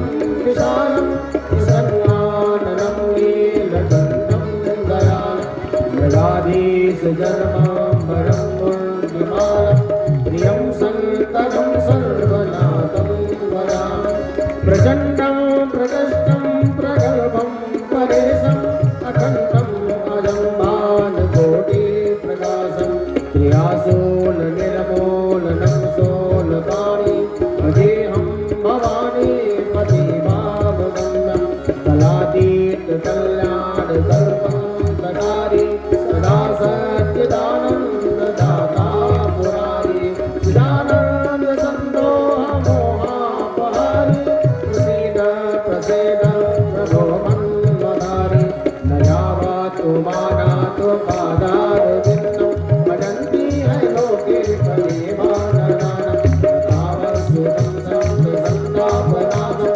प्रसीद प्रभो सर्वभूतादिवा न जानामि योगं न कर्मपूजं न तोऽहं सदा सर्वदा सम्भुतं जराजन्म दुःखोऽतापप्यमानं प्रभो पाहि आपन्नमामि शम्भो प्रभो पाहि आपन्नमामि शम्भो प्रभो पाहि आपन्नमामि शम्भो रुद्रां सम्प्रोक्तं विप्रणेह तोषे ये परन्ति नरा भक्तः ते तेषा शंभो प्रसीदति। बोले भूत भावन भोलेनाथ भगवान की जय हो। भगवान शंकर अपनी स्थिति सुन करके प्रसन्न हो गए और कहा कि बताओ अब क्या करना है। ऋषियों ने कहा कि प्रभु मेरे यजमान का यज्ञ पूरा हो जाए। तो यजमान का यज्ञ कैसे पूरा होगा जब यजमान के शरीर में सिर ही नहीं है, धड़ में। तब क्या किया जाए? बोले बकरे का सिर लगा दो। दक्ष को बकरे का सिर लगा करके उस यज्ञ की पूर्णाहुति की गई। भगवान शंकर ऐसे परम दयालु हैं, उनका भी इस अहंकार के कारण अपमान दक्ष ने किया तो उसका क्या परिणाम हुआ। इसीलिए भगवान शिव से कभी विरोध नहीं करना चाहिए। जो सबसे सरल और सबसे सुलभ है वो केवल भगवान शंकर हैं। चाहे जहां 4 ईंटा रख करके रख लो मोरन से ला करके और रोज 1 लोटा जल चढ़ाने लगो। कोई बिल्डिंग नहीं, कोई मंदिर नहीं, कुछ भी नहीं, सब अपने अपने दरवाजे पे रख लिए। ऐसे भगवान शंकर के गुणों को हम आपने श्रवण किया। अब आगे की शेष कथा भक्त ध्रुव की और प्रहलाद की, ये सब कल के दिवस में और कल भगवान के जन्म की भी कथा है। चौथे दिन की कथा है तो चतुर्थे कृष्ण जन्म में। आप सब लोग अपने समय के अनुसार कथा में आते हैं। कथा का समय 6 बजे से है। अगर 6 बजे कथा प्रारंभ नहीं होगी, 7 बजे से शुरू करेंगे तो 11 बजे समाप्त होगी और उसके बाद फिर हम लोगों को विश्राम करते करते 1 बज जाता है। सारी दिनचर्या अस्त व्यस्त हो जाती है। 2 दिन से मात्र 3 घंटे की नींद मिल रही है। अगर आपके बेटे की परीक्षा हो 7 बजे की तो आपका बेटा विद्यालय 6:30 बजे पहुंच जाता है। ट्रेन अगर सुबह 5 बजे की है तो 4:30 बजे स्टेशन पर पहुंच जाओगे आप लोग। लेकिन कथा में तो इतना आनंद है कि चलो महाराज कह रहे हैं तो कहने दो, और हम तो कह ही रहे और कहेंगे। बस इच्छा मन में ये है कि आपको पूरा लाभ मिले। आप इतनी दूर आए तो कम से कम पूरी कथा को श्रवण करें, नहीं तो समय तो व्यतीत हो ही जाएगा। कथा में आओगे तब भी, नहीं आओगे तब भी। अगर समय को सार्थक करना चाहते हो तो समय पर आ जाओ और पूरा लाभ प्राप्त करो। इसलिए समय पर विशेष ध्यान दें। कथा प्रारंभ होती है तो अभी तो माताओं की संख्या बहुत अधिक है, लेकिन जब प्रारंभ होता है तो केवल यजमान की धर्मपत्नी के सिवा और कोई नहीं होता। तो अच्छे श्रोता के लिए ये लक्षण नहीं है। अच्छे श्रोता का लक्षण ये है कि कथा पूर्व शुरू होने के पहले पहुंच जाए, पूर्व पहुंच जाए। आइए भगवान की आरती की ओर प्रस्थान करें। कल जो लोग भगवान के जन्मोत्सव में सेवा करना चाहते हैं प्रसाद की, अभी बैठे लोग बता रहे हैं। कल जो भगवान के जन्मोत्सव में सेवा करना चाहते हैं प्रसाद की, और कोई सेवा की बात नहीं कर रहा हूं। प्रसाद में जैसे पंचामृत है और पंजीरी है, और बच्चे के जन्म पर जो माताएं बनाती हैं, आप सबको तो बहुत अच्छे से पता है। हम तो ठहरे बाबा जी जो मिल जाए सो ही पालेंगे। तो सुठौरा बता रहे हैं, तो जिससे जो हो सके वो प्रसाद के लिए अपने घर से बना के लाना। तो वो सब प्रसाद कल वितरण होगा और भगवान के जन्म का आनंद होगा। तो अच्छे से नंद बाबा के यहाँ नंदोत्सव मनाया जाएगा।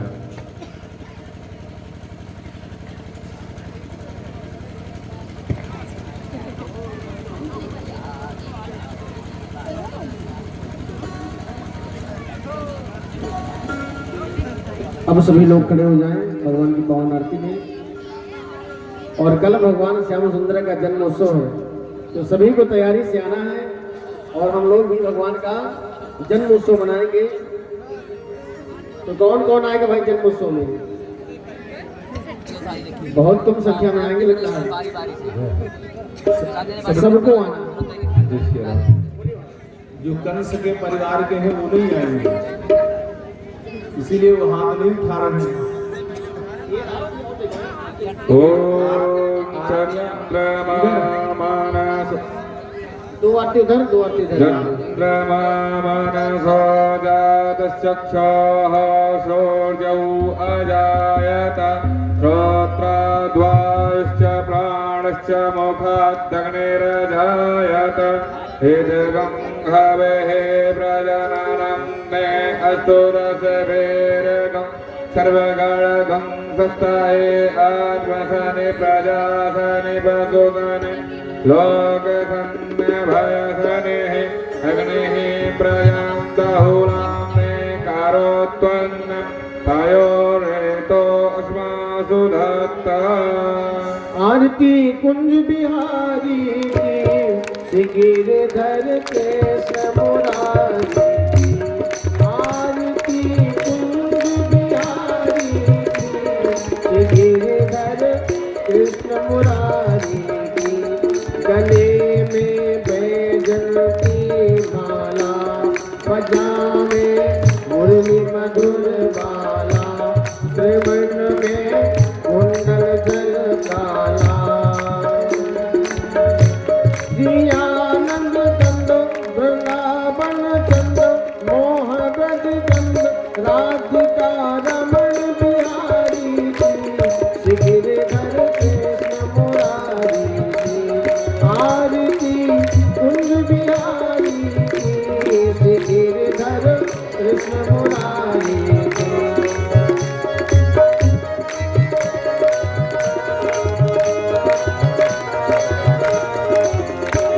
गगन सम अंग कांत काली। राधिका चमक रही आली।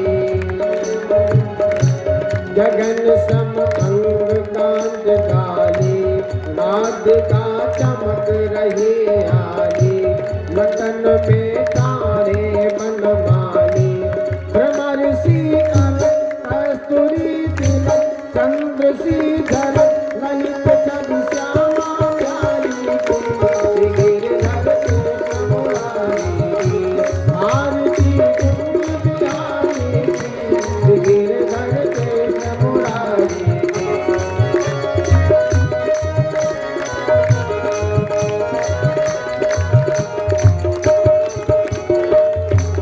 इस पे मोर मुकुट दिल से देवता दर्शन को तरसे। इस पे मोर मुकुट दिल से देवता दर्शन को तरसे। गगन सन सुमन रास बरसे। गगन से सुमन रास बरसे। बजे मूर्धन्यो मधुर मृदंगो। ग्वालिनी संगो अतुल रत गोप कुमारी की।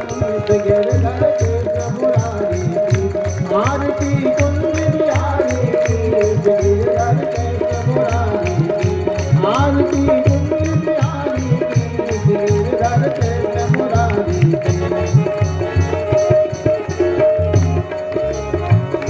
जहाँ से प्रगट भई गंगा। जहाँ से प्रगट भई गंगा। कलश कलहारिण श्री गंगा। कलश कलहारिण श्री गंगा। स्मरण से होत मोह भंगा। स्मरण से होत मोह भंगा। बसी सोसी जटा के तीर हरे अगती।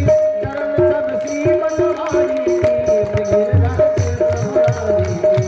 आरती कुंज बिहारी की। श्री गिरधर कृष्ण मुरारी की। आरती कुंज बिहारी की। श्री गिरधर कृष्ण मुरारी की।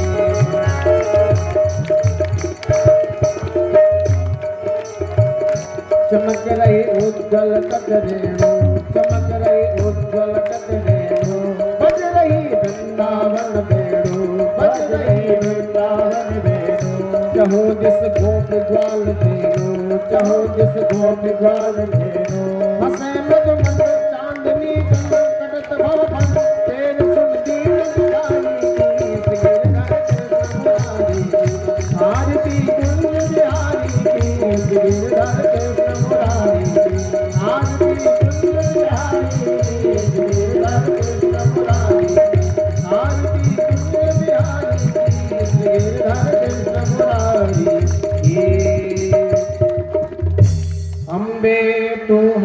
जगदम्बे काले जय दुर्गे खप्पर वाले तेरे ही गुण गाए भारती हो मैया हम सब उतारे तेरे आरती हो मैया हम सब उतारे तेरे आरती अम्बे तो है जगदम्बे काले जय दुर्गे खप्पर वाले तेरे ही गुण गाए भारे हो मैया हम सब उतारे तेरी आरती तेरे भक्त जनों पर माता भीड़ पड़ी है भारी मैया भीड़ पड़ी है भार दानों दल पर टूट पड़ो माँ दानों दल पर टूट पड़ो करके सिंह सवारी सौ सौ सिंहों से है बलशाली अश्व भुजाओं वाले दुष्टों को गलों में संवारी हो मैया हम सब उतारे तेरे आरती अम्बे तू है जगदम्बे काले जय दुर्गे खप्पर वाले तेरे ही गुण गाए भारे हो मैया हम सब उतारे तेरी आरती मैया हम सब उतारे तेरी आरती माँ बेटे का है इस जग में बड़ा ही निर्मल नाता मैया बड़ा ही निर्मल नाता पूत कपूत सुने हैं मरना पूत कपूत सुने हैं मरना माता सुनी को माता सबके करवा बरसाने वाली अमृत बरसाने वाली दुखियों पे दुख रही पार की हो मैया हम सब उतारे तेरी आरती अम्बे तू है जगदम्बे काले जय दुर्गे खप्पर वाले तेरे ही गुण गाए भारती हो मैया हम सब उतारे तेरी आरती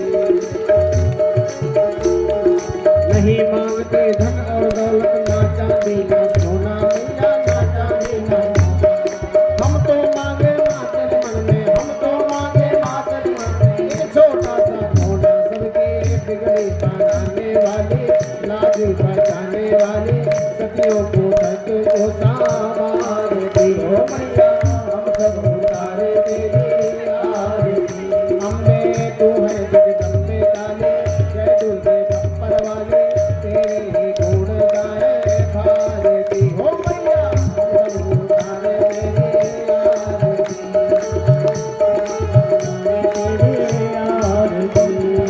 चरण शरण में खड़े तुम्हारे ले पूजा की थाली मैया ले पूजा की थाली भरत हस्त सर में रख दो माँ भरत हस्त सर में रख दो माँ संकट हरने वाली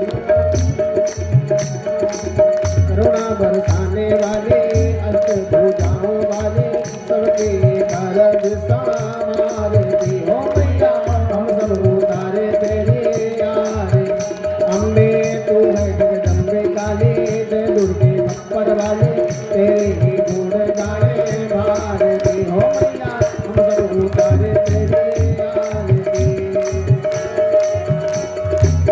दूर गौरंग करुणावतारं संसारे सारं गुजरे द्वार सदा बसंतं मोहनारुणे ओम भवानी शरणं नमामि तुमेव माता जगता तुमेव तुमेव जगता तुमेव तुमेव वेद्या शरणं तुमेव तुमेव सर्वं देवदेव तुमेव सर्वं देव हरे राम राम राम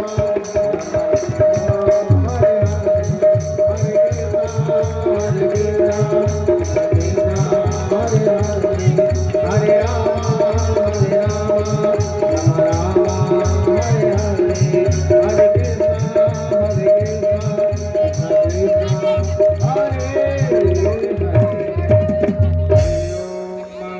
पुराणसोत्तमाय आर्तिक्यं सन्दर्शयामि जले शीतलीकरणं पुष्पै देवाभिवन्दनम् आत्माभिवन्दनम् परमात्माभिवन्दनं नराणामभिवन्दनम् आर्तिक्यं ग्रहणं मन्त्रपुष्पाञ्जलिं हरिः ओं जनेन जगन्मयजन्तदेवस्तानि धर्माणि प्रथमान्या तेहनागं महिमानः सचन्द्र यत्र पूर्वे साध्याः सन्ति देवाः हरिः ओम् एकदन्ताय विद्महे वक्रतुण्डाय धीमहि तन्नो